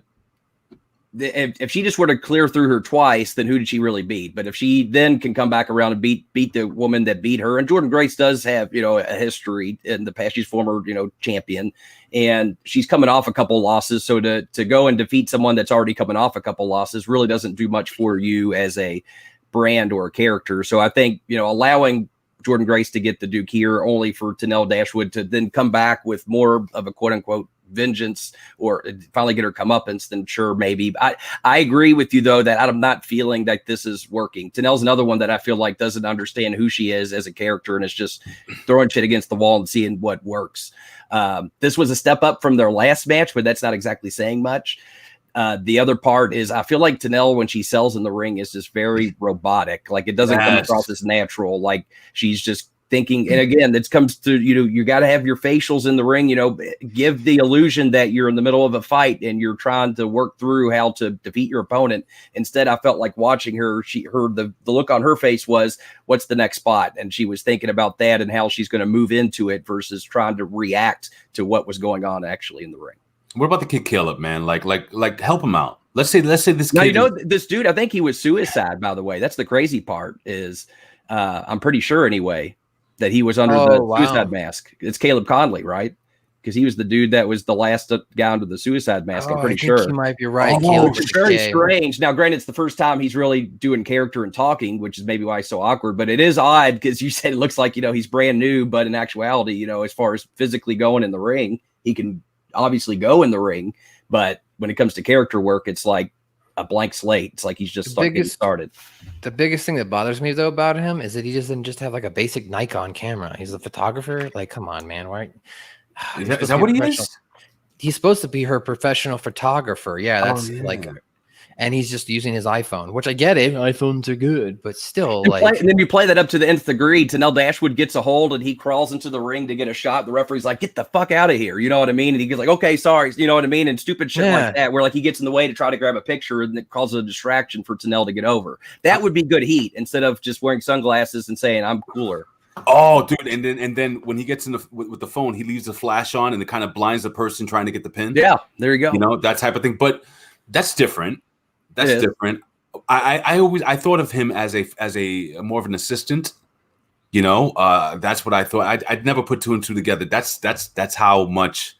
Think about that, Ted. Think about that, Matt. That's how much he's not really selling that character. I didn't know what he was. I didn't figure it out. That's sad. Yeah. Sad. Well, anyway. Frank's Pickle Barrel asks in the chat room, says that he was actually on NWA TV as well. And Stranger Sally, who, aka the Stranger, Jim the Stranger, said, yes, it was him, had to have been. So, yeah, I guess you're right. Wow. Guy can wrestle. Yeah. So, it was a good match. I guess, because Jordynne Grace and, knows how to work. The women know how to work itself. They're just characters are very lacking. Backstage, though, we move on from that to some really good character work, in my opinion. We see Moose. He's looking for EC3. He enters the locker room and he sees looks like a guy who's a little bit of muscular physique, has his back turned, and Moose grabs him thinking it's EC3, but it wasn't. And the guy's like, "Man, I'm going to HR," and he gets up and walks out. That was funny.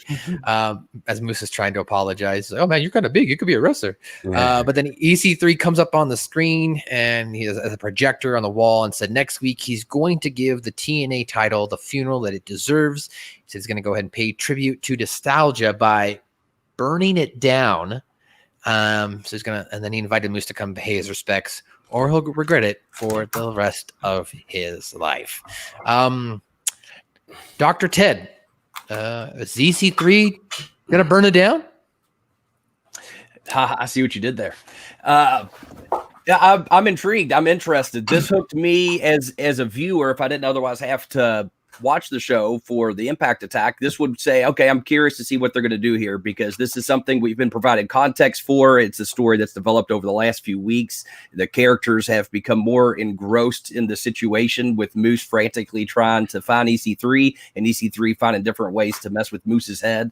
And so it's finally going to potentially come to a head next week. Now, granted, I think it's just going to be the next step in the story. What they're going to do, I don't know, but it left me intrigued. The only thing I'd say I was wondering is if this is going to be a big catalyst for the story and something you're building towards. Again, I feel like we're selling two different, or now three different things. Are you wanting people to tune into Victory Road this Saturday? Is the big thing next week's television, or is it Bound for Glory? And that's where you can still have them all on the table. But whenever we would write a television show, at least for OVW, it's always about what are we selling. It was either, if we didn't have a big show coming up, then yes, it was next week's program or the live events or the house shows.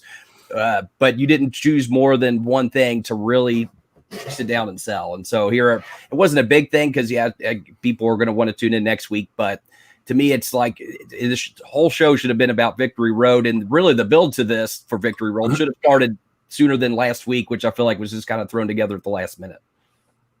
Big Ray. You know what's funny? I laugh. You know why? Because everybody thinks that Moose and EC3 are fighting for the TNA World Heavyweight Championship, when the fact of the matter is that I have the real belt right here. Ladies and gentlemen, Moose has no idea. I went into EC3's locker. This was last week. Did you guys know this? No. I had it re-leathered to get it black, to get the black leather around the gimmick. And right. I have the TNA title. I am the TNA champion. Well, there you have it. Well, then I earned this. I earned this title. You know who I beat for this title, Ben? It doesn't matter. Everybody can just get a belt and say they're champ anymore. I am a champion. Yeah, you're the best. Yeah, but all seriousness, yeah, I agree with you, Doc. Again, it's that whole mishmash of what pay-per-view are we watching? You know, what are we watching? Are we watching Bound for Glory? Are we watching, you know, I swear I thought Bound for Glory was this week, and it mixed me up. EC3 and Moose, excellent character work. Matt, I agree with you 1,000%. I love this stuff, man. I love the mind games. I love EC3's promos, even though they're pre-taped. Cool, doesn't matter. It works.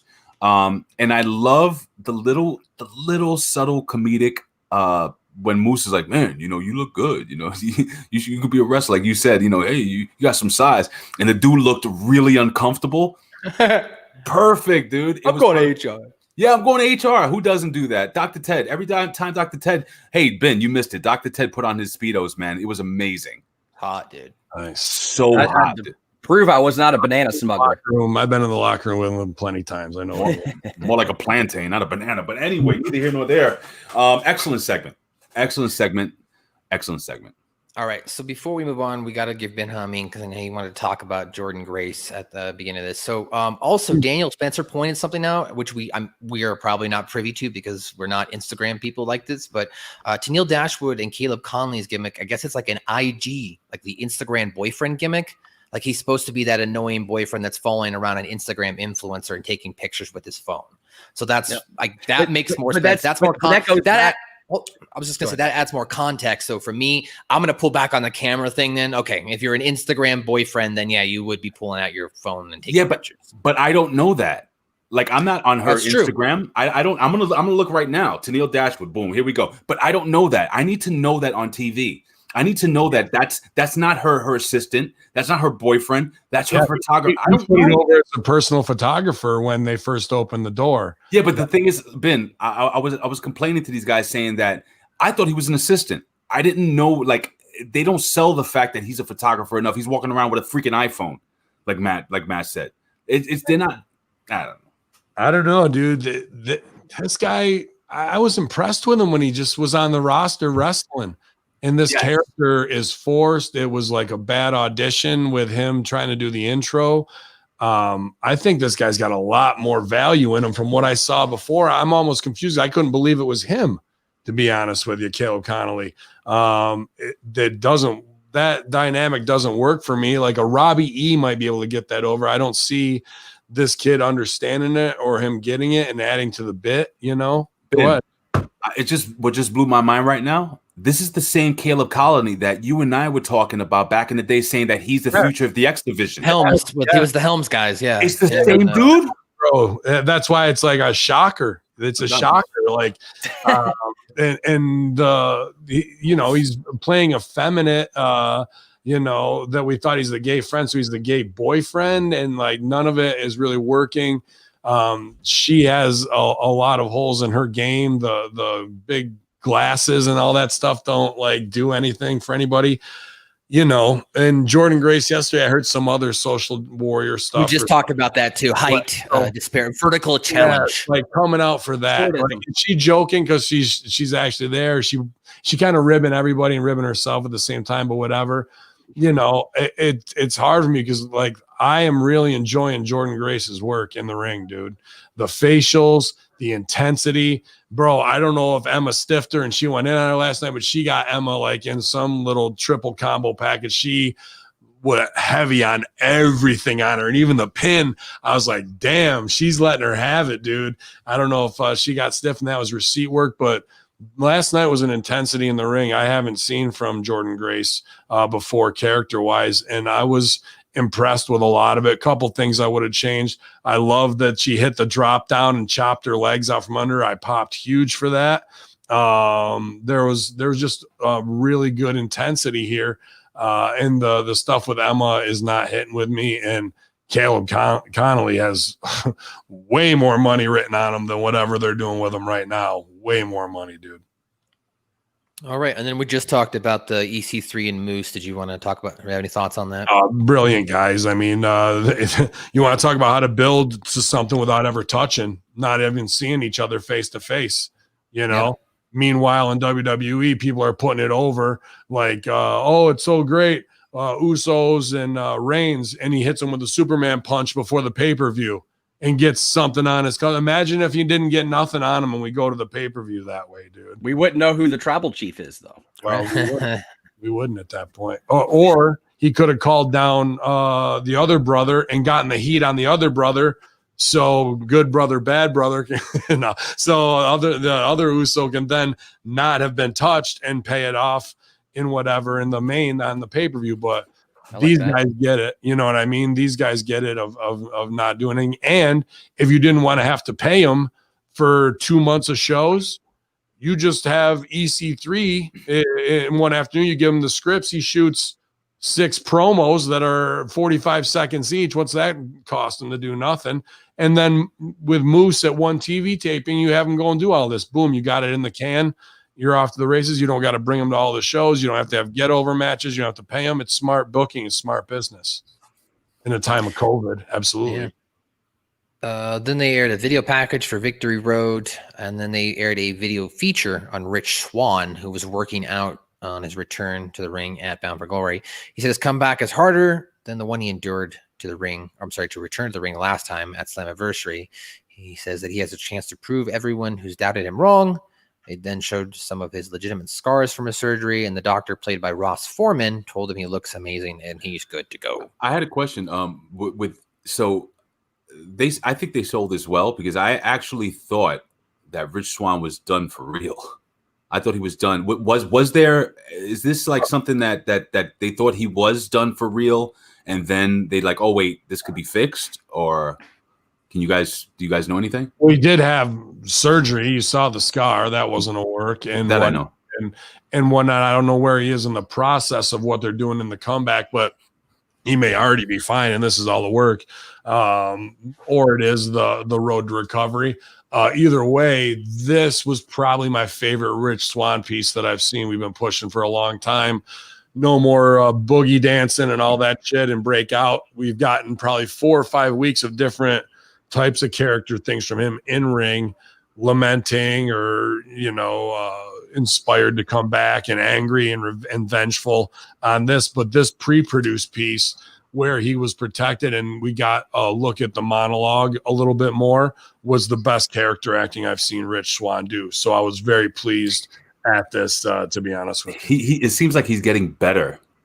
He hasn't had a chance to do anything else. All you got to do is Michael Jackson and fucking do my flip and do whatever and be the baby face, right? Now he's in a storyline that has stakes coming off of an injury, and a guy got heat on him, and you want to see it paid off. And as a baby face, we're actually building a long-term story and letting us know who Rich Swann is and what he's about, man. So this is, again, he's a great first step and first impression into him being a deeper character, much like how we didn't know shit about Kofi Kingston for years. You know what I mean? Right. And we endear it. Then now he's a truly endeared character. I feel the same way about Swann here. Doctor, can you give us a clue? Does Swann have a bad case of lying to you? Oh, that was good, man. That's good. Of lying? Lying about his injury. I guess that was the topic right here. Is it a work? Is he really coming back? Is he already healed and they're just making it part of the story, I thought he was done. Seriously. They certainly could, and this is part of the story. This was a good piece. It was a good production piece, but as a doctor of physical therapy, it does take me out when a medical thing happens, and I'm like, I've never had a patient just show me their foot and be like, it's good. It's done. Show at least a little. That's where if I was, and I would have liked to see the special test. Your range of motion is full. Your strength is up back to 100%. You know what I mean? And just showing like little integrity things. But that's my bias. That's really being nitpicky, and that's not necessarily wrong the way they did it. I just more of took me out of it. I was like, oh my god, I wish I could go. Yep, you got a rotator cuff tear. I could tell just by looking at it. You don't do the fist bump with your patients. Yeah, you're good, bro. Yeah, I used to fist bump and high five. Now we gotta, it's a whole different thing, but that's a whole other conversation. Not even that. It's I bow. I'm just like, you should have flipped the ankle right on the scar. Does this hurt? Wow. Yeah. See if he flinches or not. Fuck. My ankles suck, dude. There's so much scar tissue. And when I saw that scar, I just could feel that warrior going in there. I was like, God damn. So ankle rehab, especially after surgery, can be very difficult, though. Exactly like you said, there's a lot of intricate structures, a lot of different bones and little blood vessels and nerves, and so the scar tissue build up afterwards. You're exactly right. That makes it very difficult. Not to say that he can't make a full recovery, but I can see why it's taken so long for him to get back to being able to go in the ring, because it's a difficult injury to rehab from. Just FYI, Ben has a lot of scar tissue around his ankle, but you have some nice looking feet, brother. I gotta tell you something. I do, but dude, my ankles are jacked from old skateboarding days and every other goddamn thing. Yeah, but you have good looking feet. I'm just No, I go to get pedicures. That's I know you do. I know you do. Okay, well, after that, we had the Impact Plus flashback moment, which was Madison Rayne versus Gail Kim at Victory Road. Really, the only thing on this show that actually really promoted Victory Road, probably the best way possible. But then after that, we had a Heath Slater and Rhino interaction. Heath meets up with Rhino. They're excited about how well last week went, the infomercials. Apparently, Impact Manager wants to talk to him. But he actually didn't spend all of the money. He didn't spend all the money that him and Rhino jacked from a homicide. He kept it, and he maxed out his credit cards instead, because why not? Goddamn. So he said that he's maxed out his credit, right? He should have done like, I get Disney points and I got kids. That would have been a good. Yeah. That would have been good. He does show off the cash. I'm sorry, not homicide. Hernandez and Reno Scum attack them, leave them laying, take back the money. And this is, of course, like when Han Solo stole back the Millennium Falcon. Right? Am I wrong there? Wrong analysis? No. All right. Big Ray, what did you think of this? Are you liking what they're doing with Heath Slater? Do you think it's getting any momentum, or is it just same old, same old? I don't know. It's one of those. This is one of those things that I got to see where it goes. To be honest, I love Heath Slater. I like him a lot. This is him. This is his character. I think this is who he's going to be forever. At one point, I said, "Are they going to bring him into Impact and make him like a world beater?" Nope. They just continued basically with the character that he had built in the WWE, which is the beginning. But you missed the first 3 weeks. They tried to make him a Steve Austin. No, I saw. And dude, that fell flat on its face, man. They should have gone right from the gate with this. And I saw that. That's what I'm saying. Was he going to be a world beater? You know what I'm saying? But no, they basically said, you know what? The money is in his comedic value. The money is in, the heartstrings of him having kids and him needing a job. And I don't mind this. I don't mind it at all. I like the fact that you still have the familiarity. I can't say that word between him and Rhino. Sure. Because we know that those two guys, probably really like each other. They look like they like each other. And Rhino, from everybody that I know that knows him, and I'm sure you guys have interacted with him, he's a sweetheart. I met Rhino twice. I met him once in New York and met him once in Jersey. And he's one of those guys that you see him on TV. He looks like he'll just bite your leg off. But when you meet him, he's so soft-spoken and so nice and sweet and caring. And it's crazy. It's just like Jekyll and Hyde. But this was a cool segment, and I like the fact that had we gotten into the point where basically they go backstage and they're gonna get Heath Slater a non-sanctioned match eventually. And we haven't gotten there yet. That's okay. We haven't gotten there yet, but that's where we're going with this. Hernandez, I like what they're doing with Hernandez, dude. Sean is awesome. Sean is funny. Reno Scum, it's perfect. I think it's cool, and it's going to be a fun little match. This is Bound for Glory. Or this is for the gimmick that's coming up this weekend. Exactly. That's exactly know. You asking that question is exactly why they shouldn't be. But it is this Saturday. But still, you're right. Everybody who knows, because it was they don't. You got to pick one thing to sell. Not to harp on that again, but. You saying that just again it illustrates that point of you got to pick one thing and go with that. We're not selling two different shows, otherwise it all gets muddied. Or otherwise, people are going to tune in this Saturday thinking some of the matches that are going to be on there, and then they aren't, and vice versa. Some people might say, "I'm going to wait for Bound for Glory" and find out, "Oh, that was at Victory Road 2 weeks ago." You know what I mean? It's you got to pick one or the other. Yep, agreed. I sell my ribs because Man Beast finishes a spear, so. Well, after that, we got our next match here. Oh, actually, no, you're right. Backstage, Rhino asked Scott D'Amore to give the match to settle this. He said that Heath doesn't work here. Rhino said there's something you have to do. So Scott says that he doesn't have time to do paperwork. But at this Saturday's Victory Road, if Heath will sign a waiver, he can have an unsanctioned match with Rhino against Reno Scum. Right. Rhino was excited. Do you have a problem with that, Matt? Do I have a problem with what? With the fact that they keep pushing the fact that he doesn't have a job, but yet he's still going to be wrestling. Like, can you suspend disbelief for a second? I've been over the Heath Slater gimmick since he came in. Period. Like, it's just they've bungled it so much to the point where it feels like week was good though. Did you see the pre-tape last week? Oh, dude, go back and watch. Like, they finally hit it. They finally keyed one up and hit it. That's why people are okay. They took cameo. Like, they spent probably $800 to $1,000 on cameos. They had Flavor Flav, Chuck Norris. Really?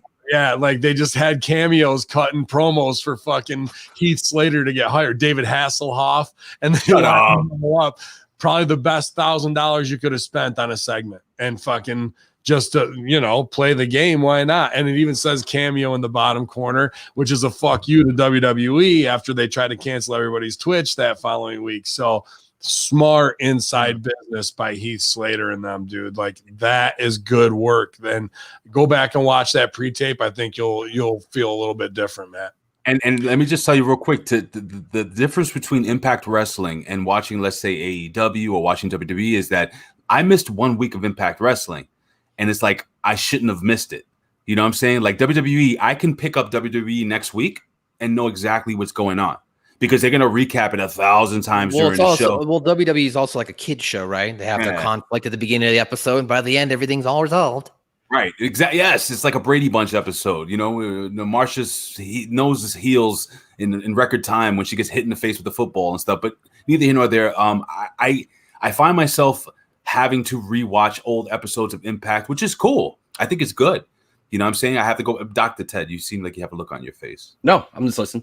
Oh, you're just listening. All right. I'm sorry. Maybe I'm talking too much. But all seriousness, man, I don't miss Impact Wrestling because then you won't know what's going to happen. Like me. That's true. Yeah. Okay. Well, after that, we got our next match, which was the Rascals versus the Good Brothers. Dez and Carl Anderson started off this match. We see the winners of this match as the Good Brothers, as Dez is tossed back in the ring, hits a spine buster at the end, and then Gallus and Anderson nailed the Magic Killer for the victory. A decent tag bout. The brothers then afterwards took the ring mic, called out the Motor City Machine Guns. They said that since they've lost, or since they've set the world on fire, apparently at Slammiversary, they haven't said why they came to Impact, that they came for a lot of money, and the Machine Guns are officially their first target. Gallo said there is a target on their back. They're going to put a bullet hole right through the target at Bound for Glory. So that's another bout that was set for a pay-per-view that's taking place in 3 weeks, not this Saturday. Yep. What did you think, Dr. Ted? Go ahead. Yep. Not to be confused with the show, the special show they're doing this Saturday. The special show they're doing in 3 weeks. Don't get confused. I thought this was a fine little tag match. They put over the quickness of the Rascals and allowed them to get their shit in, and then and which is good because then it showed, despite the fact that they were smaller, that they were good competitors and they actually had to beat somebody in order to make them look stronger, which was good because so far they've just been kind of lauding on their previous, yes. What's the word? Accolades, being in WWE and being in Japan. It's like, but not everyone has that context. Now this gives us a little more context. They talk shit, but they can win matches. They can look good. And then they called out the people they're looking to. So it provided the context needed for the next step in the journey. And that's wrestling Motor City Machine Guns for the titles. Victory Hamin, your thoughts? Brother, what'd you think of this, Good Brother? Was this a good match for you, Good Brother? Did you enjoy the finish, Good Brother? Yeah, Bad Brothers up, right? So they went over strong on Rascals, which is kind of what I was worried about. 6 to 12 weeks. Yeah, he said they were going to come in, and a lot of the smaller ones, like even the Rascals, are going to get. And Rascals are over and have had some great semi-mains and done a lot of good work and whatnot, and they kind of got their lunch eaten here, bro. And WWE, I think so. The Rascals have been doing good work, whether it's the suicide stuff and whatnot. But I get it. The Gals and Anderson need a win here, but for them to beat them clean puts them under here, bro. I can see that. I would have liked a more heelish way, but I don't think it was by any means a squash, though. They still let them get their shit in and put it over and actually sold for them versus a lot of times you see these guys that will just quickly register and then no sell. And like, at least we didn't see that shit.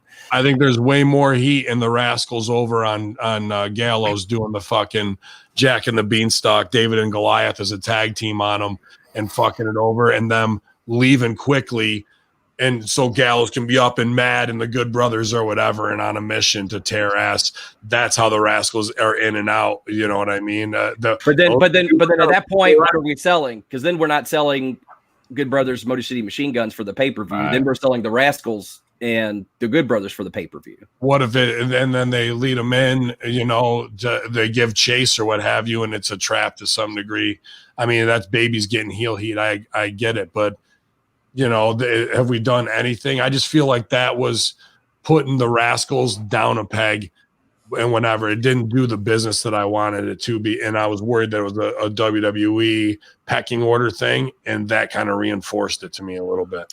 Big Ray, I want to set you up. I want to ask you, you know, when you were regularly reviewing the Impact Attack with me, toward the end, we saw the Rascals in a dire feud with LAX before the North got interjected. So from there to now, and if you want to answer the question afterwards, reviewing the match, what are your thoughts as far as Rascals? Because been points, you know, as far as them coming down on the totem pole.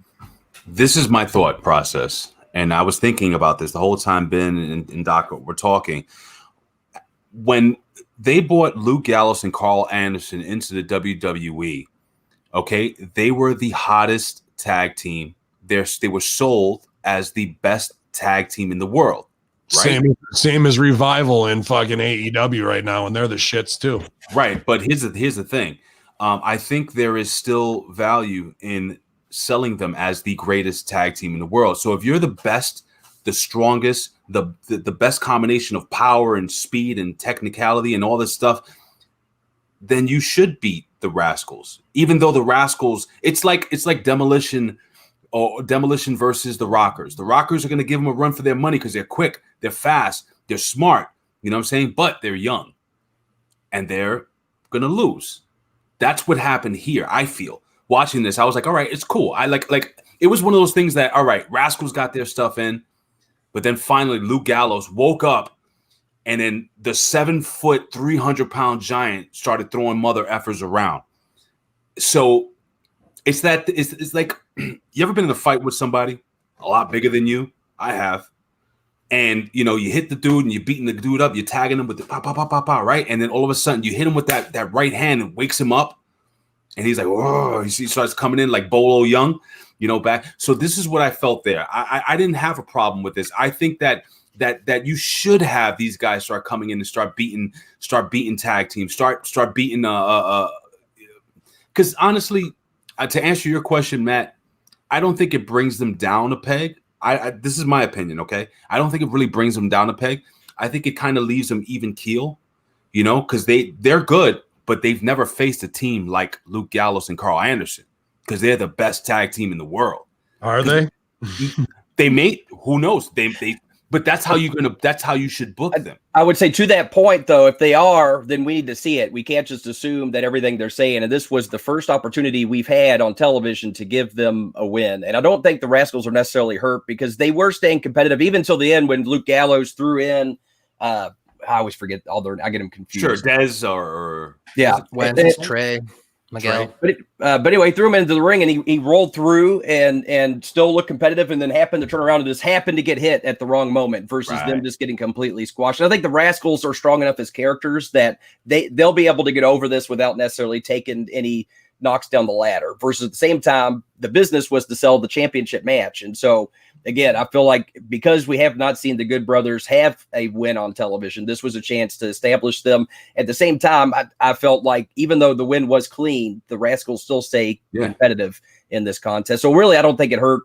And I think the Rascals going over, yes, that would have been more helpful for them, but it would not have done anything for Carl Anderson and Luke Gallows. And we could get into a whole debate over whether or not, you know, it was worth the money to bring them in or not. But the fact remains that they are in, the money is getting paid. So you might as well try to get some return back on your investment and put them over at the very least. And down the line, when the Rascals finally can get a win over the Good Brothers, then it's going to be that much more meaningful because we saw the Rascals had a heck of a fight, but just couldn't quite win. But when they finally can get the big one, over these guys potentially, and hopefully even for the championships down the line, then that's going to be much more meaningful and have much more context than getting just a slip over victory necessarily right here on TV. That's just my 2 cents. No, I agree. And I think again, I like using the rockers, the 80s, you know, the WWE, the 80s the rockers. They didn't win a lot of, you know, they won some matches, but they lost a lot of their big matches against the bigger tag teams. Think about it. Did the Rockers ever win the tag team title? Well, technically they did win the tag team title, but they got it. You remember the whole gimmick where the top rope broke and Vince McMahon scrapped it and took the titles off of them? Do you know about that? Anyone? Oh, I hate Vince McMahon. Anyway, that's fine. But anyway, all I'm saying is that I think the Rascals, if they continue to be a tag team, as they continue to get better together, work more together, again, they're young. Like you said, Doc, they're not really taking a loss here because, dude, they were competitive. I thought at one point that they might win this match. But they woke up the sleeping giant, and it was a mistake. It was a mistake by the younger Dez or whatever his name is that lost in the match. I see it the other way, Ray. That shows that they can beat a little guy team, and now they're going to face a little guy team. It should show that the little guys can beat the big guys, and now maybe that's the hope spot for the little guys to do it again in the main event. But that's where you put the fucking heels over on those guys, on the champs, and put the titles off them. Them getting beat by little guys shows that fucking now Motor City Machine Guns could probably do it too, which makes me believe that they can, but then you don't, and you fucking flip it the other way. So you're saying that them. So you're saying that the Rascals being so competitive gives the Motor City Machine Guns a more believable chance of beating these guys. Exactly. Okay. And then when they beat the Motor City Machine Guns, then they look like top guys. And then you could put them in feuds with the two big guys. What are the two big guys? The real heavy set guys. Triple XL. Yeah. That or the Deaners or me. Yeah. There's a lot you can do. Good tag team division, guys. Good best women's division too.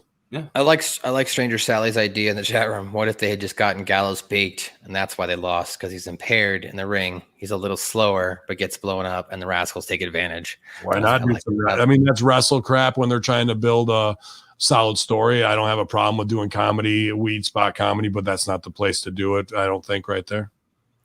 Well, let's go on. It's a couple segments, a couple matches we got left here. So Tommy Dreamer and Brian Myers encounter each other in the hall. I guess I missed something last week, but Myers said that he told Dreamer what would happen, tried to throw a punch.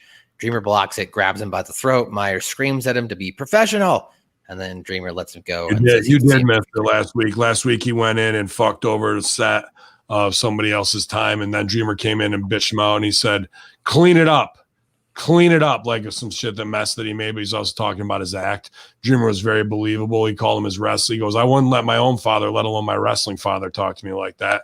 So we knew where the heat was that way. And then this week kind of took it from that point to a next level and was good, dude. Real acting from Dreamer and him, and good scene intensity. I liked it a lot. Yeah, I like the scene. Like, I finally felt like I had some connection here. Brian Myers I finally feel like his character's developing here. And of course, working with Tommy Dreamer obviously is going to bring out the best in somebody, especially when the camera cuts off Dreamer and go, no, let's do this again, or let's have you say it this way, or let's try it this way, right? Sure. Especially because he's probably the agent in all of this. So, Northern Ted, did you want to speak on the Brian Myers stuff here, or are you okay with we moving on? As a worker moving on, the only thing I'll say is this provided more context for story development, and so that in of itself, besides the performances, it was good piece of business. Big Ray, do you like New York Mets Brian Myers? I was about to say Brian Myers is a Mets fan. Tommy Dreamer is probably a Yankees fan, so Tommy Dreamer over strong, sir. After that, we got Jordynne Grace encountering. When have you ever seen Dreamer in his career go over strong? His whole thing is to lose to everybody. That's the game of his entire thing. So he's a Yankees fan. This time he's going up. Absolutely. So then we had Jordynne Grace. She encounters Tenille Dashwood and Kaleb with a K. He challenged her to face Dashwood at Victory Road. Grace agreed and walked off. Dashwood's upset, like, why did you do that? Fix it. And says she doesn't want another match. And then Kaleb takes her to the urgent care. Any guys, are you cool with me moving on? All right. Yeah. All right. Honestly, it was a little short. It was a little short. I thought it should have been longer. No, I get it. I get it. I guess, sorry, I'm a little vertically challenged. So winner of this next match becomes the best man, Falaba, taking on Johnny Swinger. Wrestle House cast is around the ring. There's a lot of silliness for sure. Swinger nailed Ba with Crazy Steve's monkey and scored the pin. And then Johnny Bravo gets back on the mic and says what happened. Tells referee Brandon Tolley that we're going to have a problem if they don't reset the match because that was the worst call he's ever seen. And that's why the referees all suck here, essentially, and that he doesn't want his marriage to be ruined. So Tolley restarts it, and then Ba nails an avalanche bonsai drop and gets the pin. So your winner was Fallah Ba. What do you think of this, Big Ray? I think I said 2 weeks ago, right, that this was going to happen. They were going to fight to see who was going to be best man. I figured they were going to go this route. And if you're going to be silly, be silly. They're consistently silly. Big shout out to Johnny Bravo. He was hanging out with my boy Tommy Wonder. They went on a toy hunt. 2 grown men looking for toys. But I love you guys. Anyway, neither here nor there. You know, Matt right now is about to kick me in the face because I don't like toys. Big judgment call from the guy who was flexing a fake belt fucking 10 No, I won that belt. Do you know who I beat for that belt, Ben? Oh, unbelievable. Do not besmirch my accolades. That's cool, Pop. But anyway, this was cool, man. This was fine. I figured this was going to happen. So I just wanted to see how it would play out. I love the fact that Johnny, who was a referee in Impact Wrestling, is trashing the referees. You know, for people that might have forgotten that. It was cool, man. Fallah Ba goes over. I figured that was going to happen. The whole, I know this is stupid, Doc. I don't know if you thought the same thing, but when what's his name? Johnny Swinger. When Johnny Swinger took Crazy Steve's monkey and hit Fallah Ba with it, I was like, did he just knock him out with a plush toy? That was the only thing that kind of got me. But other than that, it was what it was. It was all right. It was cool. It was fun. I guess I didn't realize what he hit him with. It was so quick, I didn't really necessarily register it. But that's a fair point. But I thought this was, a fun little segment. Otherwise, I thought the performances were there. It furthered the story. Bravo's lines were funny. The kind of walking the edge of shooting and fiction. And so I thought this was a good piece of business. Yeah. Ben, any thoughts? Johnny Swinger match, you got to go dusty finish, and that's what we did. So, like I said, the only thing I don't really like is how much heat there is in the wedding party. I want more positivity and more fun. These are all fun characters in the way they interact, and Bravo doesn't need to be worrying about shitting on shitty refs right now. He needs to be more of in love, and we need to see more of those scenes, man. So. But yeah, Title 17 with the cheers for Big Ray's fake belt. He says, "There you go." Tuttle's putting it over. Yeah, it's as legit as Moose's. Why not? Yeah, exactly. So that makes me just as much a champion as he is, right, Ben? Just as good as Moose.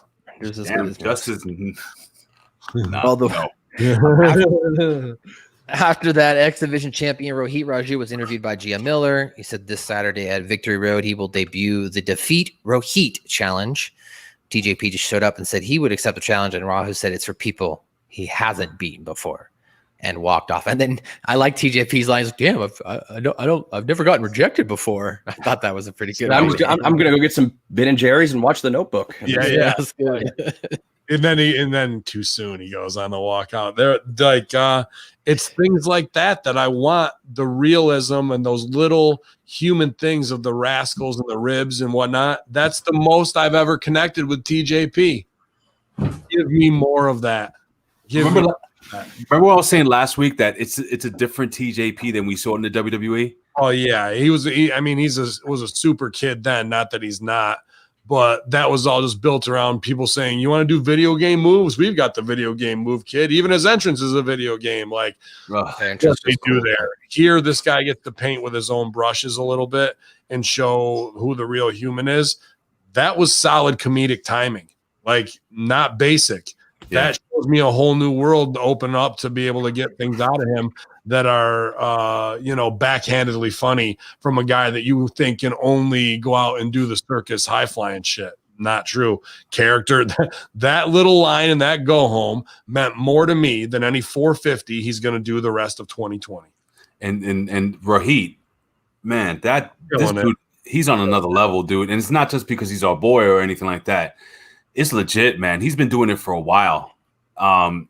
This guy, I love the fact that he's that champion. It's like, yeah, you can fight for my belt, but you got to beat this guy. And what it's doing is extending his championship run without having to fight too much. That's such a heel thing to do. And then last week I saw it online where he just rolled this dude up quick. 1, 2, 3, boom, done. You know what I'm saying? Grab the tights. Like, dude, this is fantastic. You're getting so much out of Heath. Hey, no bumps, fucking work 10 seconds on camera and fucking get over as a top heel, bro. That's working. And don't you love his face when he won the match? How he's like, oh, so shocked and surprised, the big wide-eyed gimmick, dude. I love it. I love everything that they're doing with Heath. Or maybe are they giving Heath, you think, just full reign on his own character? I have no idea, only because I don't know how the inner workings of Impact really are, as far as how much they produced or not produced. But I wouldn't be surprised if they are letting him at least ad lib a bit. I'm sure, from what I understand, that Impact is much more open to guys having say creatively than other companies necessarily. So he might not necessarily have full reign, but I imagine he has very heavy influence on the things that he's doing and saying. Yeah. Okay. All right, well, let's move on here. Also, to answer a question in the chat room, Frank's Pickle Barrel asks, off topic, what happened to that big fucker KM? KM, actually, his contract came to a resolution, expired, and then he went online, mouthed off about not being paid, or about how Impact doesn't pay their performers. And unfortunately, it looks like the relationship with his training facility, his training school, that relationship was dissolved after that. So that's what happened to Big KM. Have you seen what KM looks like? No. Yeah, he's in great shape. Go to Instagram. He's superstar KM. I'll do that later. We're about 2 hours and 15 minutes in. I'll get this show wrapped up, Big Red. So after, but here's the thing, to your point. He's out there because of that, right? That's all kind of how it did go down. But Ryan Myers is also wrapped up in that school with Buck and them. Yeah. So yeah, he's in great shape, and they're running shows in Alaska, so he's kind of doing his own promoter thing. I don't know, man. There's a lot of back and forth with that, because if Buck's in WWE as an agent and Brian Myers is there and whatnot, but he's got heat with KM, we're in a weird spot right there. That's a strange dynamic, Yeah. Well, Johnny Bravo is then approached by Swinger. He's mad because he's not the best man. Bravo said he doesn't care who the best man is. He restarted the match because there's bad officiating.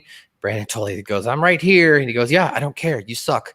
And then the idea is that Bravo has found his courage and his voice here. So that was the end of that. Let's go to Eddie Edwards next. He comes down to the ring. He accuses Eric Young of attacking him at the end of the last week's show, demanded Eric come out, but instead Callahan comes out. Edwards said he should have known it was him and offered for him to come to the ring and get his ass kicked. Sammy says he's a good guy and it wasn't him. Edwards accused him of lying. Callahan said he didn't do it. Edwards said he's getting his ass kicked, but then Callahan says he didn't do it, and he will show Eddie who did. Lights go off. We come back in, and now we apparently have a heel Ken Shamrock. So that was weird. What did you think of this, Dr. Ted? Well, it makes me wonder if the idea been pitched a couple months ago is maybe finally coming to fruition with the mind control gimmick, which I love. I like that aspect. The other part, I would say, the not so good is I don't believe a word that Eddie Edwards says. I don't believe that he is angry. I don't believe he is really incensed. This is twice now. I'm so mad. I want to kick your ass, but that impenetrable force that is those wrestling ring ropes, he can't get past them. I guess that's preventing him from going out there and actually kicking his ass. But said he's going to tell him, if you were in this ring right now, or I'm going to come over there. And it's like, okay, then actually do it instead of just saying you're going to do it.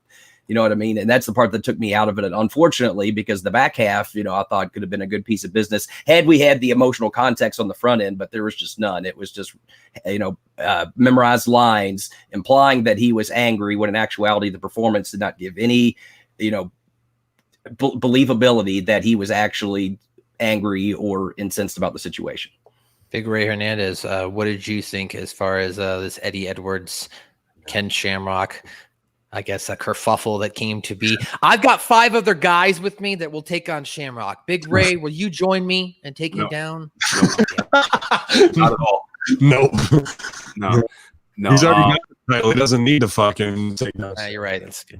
What was that Ben? You broke up there. He's already got the title. You don't need to take on Shamrock. Okay. Oh no, I'm the champ, dude. I don't need to. Are you kidding me, bro? But I can have you, Matt, take him on, and whoever wins between you guys will have to fight Dr. Ted, and then whoever wins between you guys will have to fight Ben, and then eventually I'll get into the match. Is that cool? But with all that being said, this was like, whoa, what's going on here?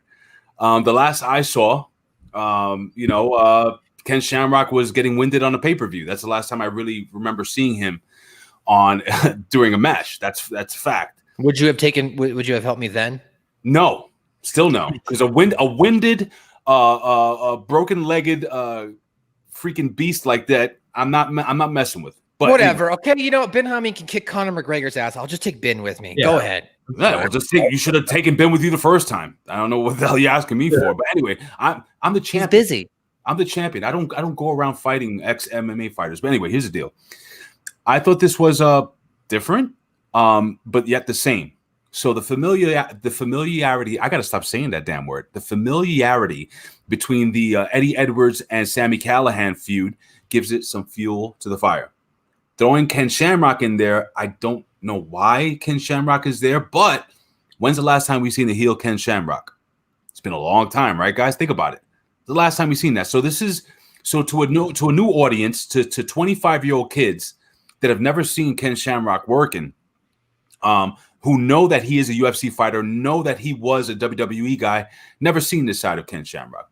So I didn't mind it too much. It was okay. I'm interested to see what the match is going to look like. But then here's the question. Is this for Victory Road or Bound for Glory? It's Bound for Victory. Yeah. Victory Avenue. I'm with Beast on this. Like Eddie's promo was almost scaring me, man. It's not the Eddie Edwards I envision. Seems like something's off about him, not character-wise either, like delivery-wise isn't there. And the heat wasn't really there until Shamrock showed up. I wanted to see Sammy get into Eddie's face a little bit more, like mirror when Eddie's screaming from being in the ankle lock, like how the Joker would, like screaming back at him, and then just start laughing while he's in his pain that way. But it wasn't until Shamrock started laying in those really good-looking working punches. Yes, that fucking shit looked good, man. So. Like I said, Eddie last week showing intensity with D'Amore, decent, but this week it felt forced, like B said, and it just didn't. It came off really wrestling. So we go from there backstage now with the Impact champion Eric Young. After watching everything, he of course loved it. Said that he hurt Eddie, and now Shamrock hurt him. Said that he would respect Eddie if he didn't show up, but he knows he's stupid enough to still show up. He said he gave Rich Swann a choice, and he's trying to do things the hard way. He won't be responsible because he's a champion, and his conscience is clear. Another great promo from Young. Then we go backstage to Susie, who is now staring in a mirror. Kylie Ray shows up. Susie asks her if she would be mad if Susie won the title. Kylie said, of course, she'd want her best friend to win the championship, and then they could fight each other or wrestle each other at Bound for Glory. She gifted Susie kick pads for her match and told her that her time has come. And then it ends with Susie looking into the mirror and it flashing, kind of, I guess, insinuating that the regular Sue, her time has come and that she will be returning. Then we ran down the Victory Road card. So we've got the Impact champion Eric Young versus Eddie Edwards, the Knockouts champion Deonna Purazzo taking on Susie, the X Division champion Rohit Raju doing the Defeat Rohit challenge, Tommy Dreamer versus Brian Myers, Neil Dashwood versus George Grace, Heath and Rhino versus Reno Scum in an unsanctioned match, and Madman Fulton against Ace Austin versus the North in a triple threat tag match. I'm sorry, double tag team match. Okay, that was up next. Madman Fulton, Ace Austin versus the North. Fulton fought off North, manhandled him. They go back and forth. End of this match, winner. Holy shit, we're still talking about this show. I told you, bro. The North gets to fucking the main event, and it's Shawn Michaels and Diesel back and forth fucking against them, doing spots that don't really matter. We actually do get a halfway decent double down after they work heat on fucking Ace Austin. I don't like it when you're knocked out and can jump up and do a drop kick and then you're dead selling again. Not my favorite type of double downs, but I'll accept it to some degree, just because they did the slow crawl. Boom. Who should tag first? I'll let them answer. If not, I know. Who should tag first? What? Who should tag first in the hot tag? the baby faces or the heels? Heels. The heels. Heels tag first. Boom, but they don't. What happens? Both teams tag at the exact same time. Why? I don't know. Because They're both fucking heels. The North has been working. He came in and stomped them out, working heel heat on them. And Madman and fucking Magic Boy are fucking heels. So that has to kill the intensity of the hot tag just a little bit. Beast, am I off on that? Where they both tagged at the same time? I don't know, because you still don't have the threat of a tag. To me, the heat is the preventing the tag from happening, and so I still feel when there's that much space, there's no threat of well clearly they're going to tag. No one's going to be able to stop it. So I don't know. I mean, and that's where sometimes the nuances of wrestling maybe don't apply here. Maybe you are correct. I'm not saying you're necessarily wrong, but I still feel from a wrestling standpoint, you have to have a threat of stopping the hot tag from taking place. But that's just my 2 cents. I didn't think it was necessarily bad, though. They were at least really thinking about it, because Ethan Page, you're never getting out of our corner, hits the drop kick, dies, they go for it. From there, we kind of get a little bit rotten, dude, to be honest with you. Too much get your shit and stuff to get in and the go home made things look kind of wrestling phony. Up until the hot tag, I was with it, dude. I was with the whole thing. Especially Big Man with the fucking head gimmick in the North. He should be out technical wrestling a lot of guys and not being on the cell for as much as he was in this. And then they try and do the thing where Madman jumps up to Hulk up in the moment, and sits there and waits for him to get his legs chopped out from under him. That's spotty stuff that doesn't need to be in there as we get to the go home. You could have easily just double lined him over the side, but he goes up off the top. You catch him, feet in. There's the thing. Then Big Man tries to come up, and then your fucking technical wrestler bips him off for the save. But there was a lot in there that was just too much after the hot tag that kind of took away a little bit of the finish on this one, man. But it was a solid main event, especially after the one we saw last week where the girls kind of let the air out of the fucking end of the show. Raimundo. Yeah. Wow. My granddad used to call me that. God rest his soul. Seriously.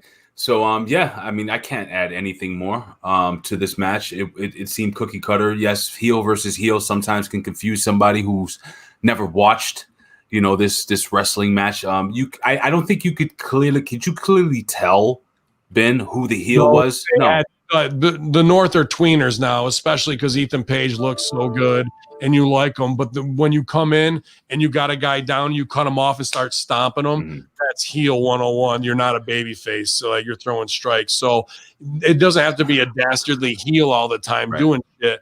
Just the momentum of strikes and pulling a guy back and cutting him off means you're the heel in the match right there. And those other two guys definitely were. So it was a little bit tweener, but that's where they had to walk the line. One thing I did notice, I thought Madman Fulton looked to be in really great shape. I don't know if he's cutting weight or he looks like from when he started to now, he looks like a totally different person. He looks leaner. He looks stronger. I think he's really tapped into that monster gimmick. He looks crazy. He looks like a nut. Diesel the right way, even though both of those guys are kind of weird alt rock. I look at what the fuck. What's the name of the band with the white guy with the dreads? Oh boy, which one? Rob Zombie? He's kind of Rob Zombie. He's kind of the fucking that fucking dude too. Korn, yeah, Korn. Yeah, fucking. So they're kind of where Sean and Diesel were, cool and slick and character guys. Yeah. These guys are that same dynamic. They're just a little more alternative based. Yeah, good match. That was all right. It was all right. Good main event. Yeah. I'll just say I think at the ending it should have been more frantic, like they were fighting at the end, but I felt like it should have taken a couple more beats. Like I would have liked, when the tag team turmoil stuff went down, they all started fighting, have the referees come out. Well, they can't stop them from fighting. Then security comes out, and then they start knocking out security. And then finally, the locker room has to peel out. And even though they finally get them separated, they're still trying to fight through to get each other. And oh my God, this is going crazy at the Impact Zone. We'll see you at Victory Road on Saturday. Blah. Then that pitch out. Instead, I felt like it needed to take one more beat at the end. Said they're fighting, and now that's it.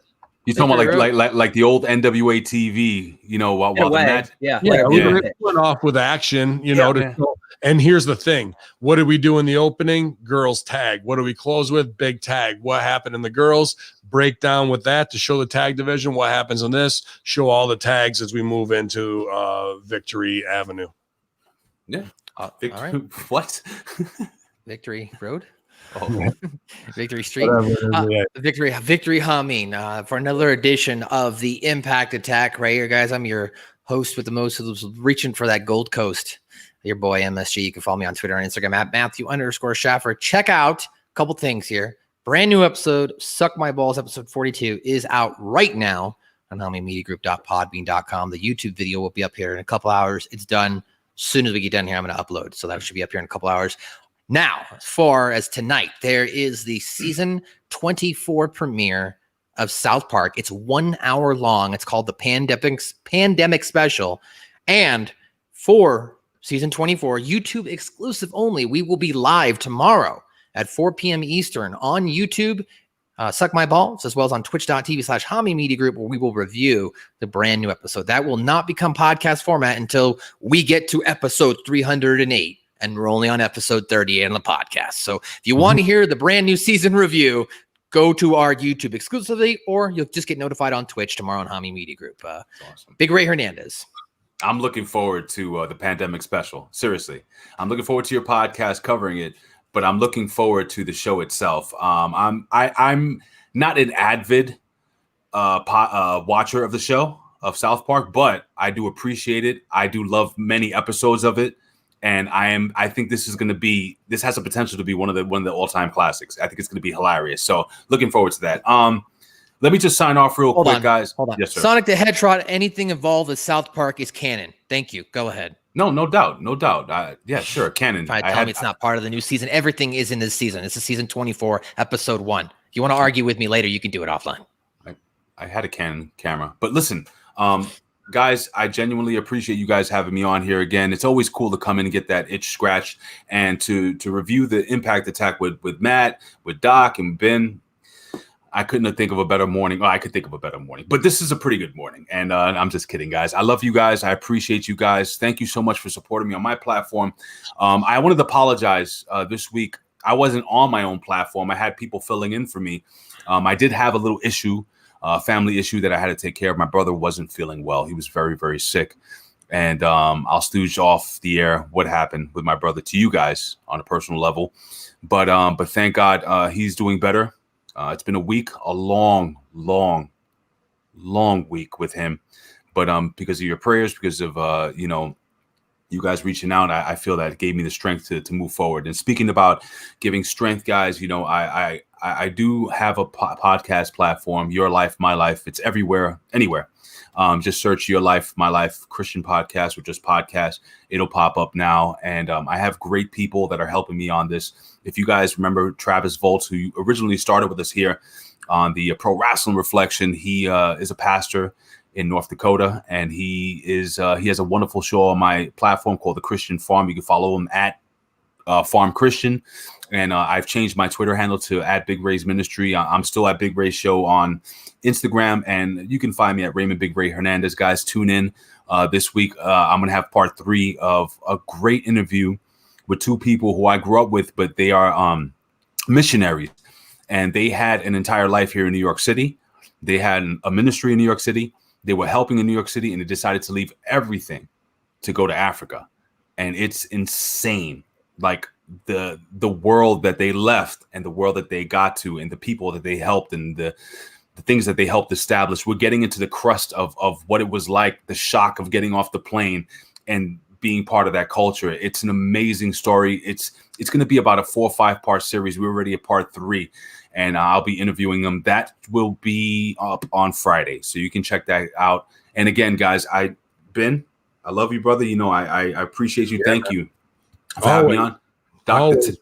Dr. Ted, you're the man. I love you. You're awesome. And I mean that. Like, dude, your bow tie, I want to see you take it off. I want the banana hammock. I don't know why you haven't put it on yet, but it is what it is. And Matt, I appreciate you because I know you've been killing yourself over this week, especially with all the travel, especially with the big move, especially I like the picture of you in the newsroom studio. Maybe that's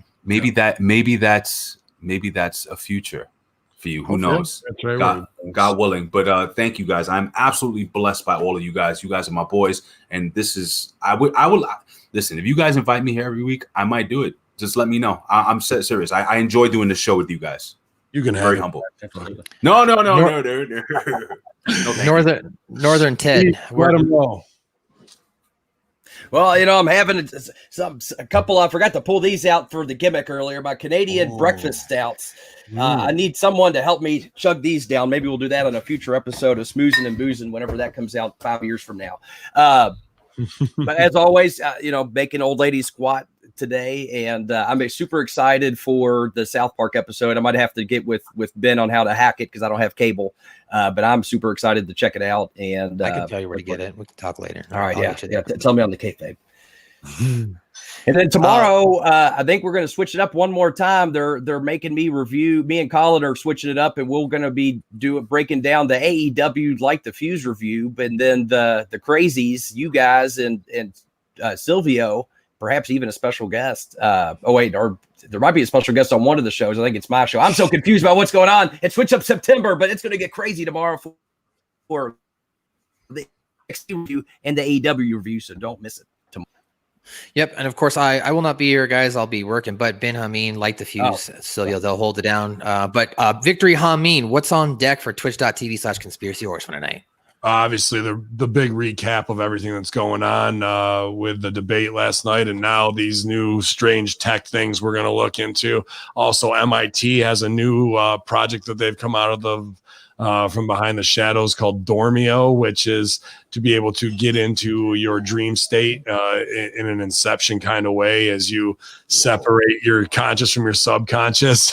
And that dates back to some Edison and Tesla stuff too. So should be interesting conversation, and obviously all the hype that's following up the insanity that was last night between the two old fuckers from the Muppets arguing in the goddamn booth together. So but you guys know where to keep it locked. You know all the sponsors. New shirt out and a new one coming as well. But you can check it out, prowrestlingtees.com/Ben Hamin for the wrong style shirt, you guys. And thanks for hanging with us for a long show. Glad to be here with all my super producers and staff members talking about Impact and everything else that goes on in the world as it all comes crashing down and it hurts inside, infidels. But that's what you do when you get impacted and attacked here at Hamin Media Group. Yalla.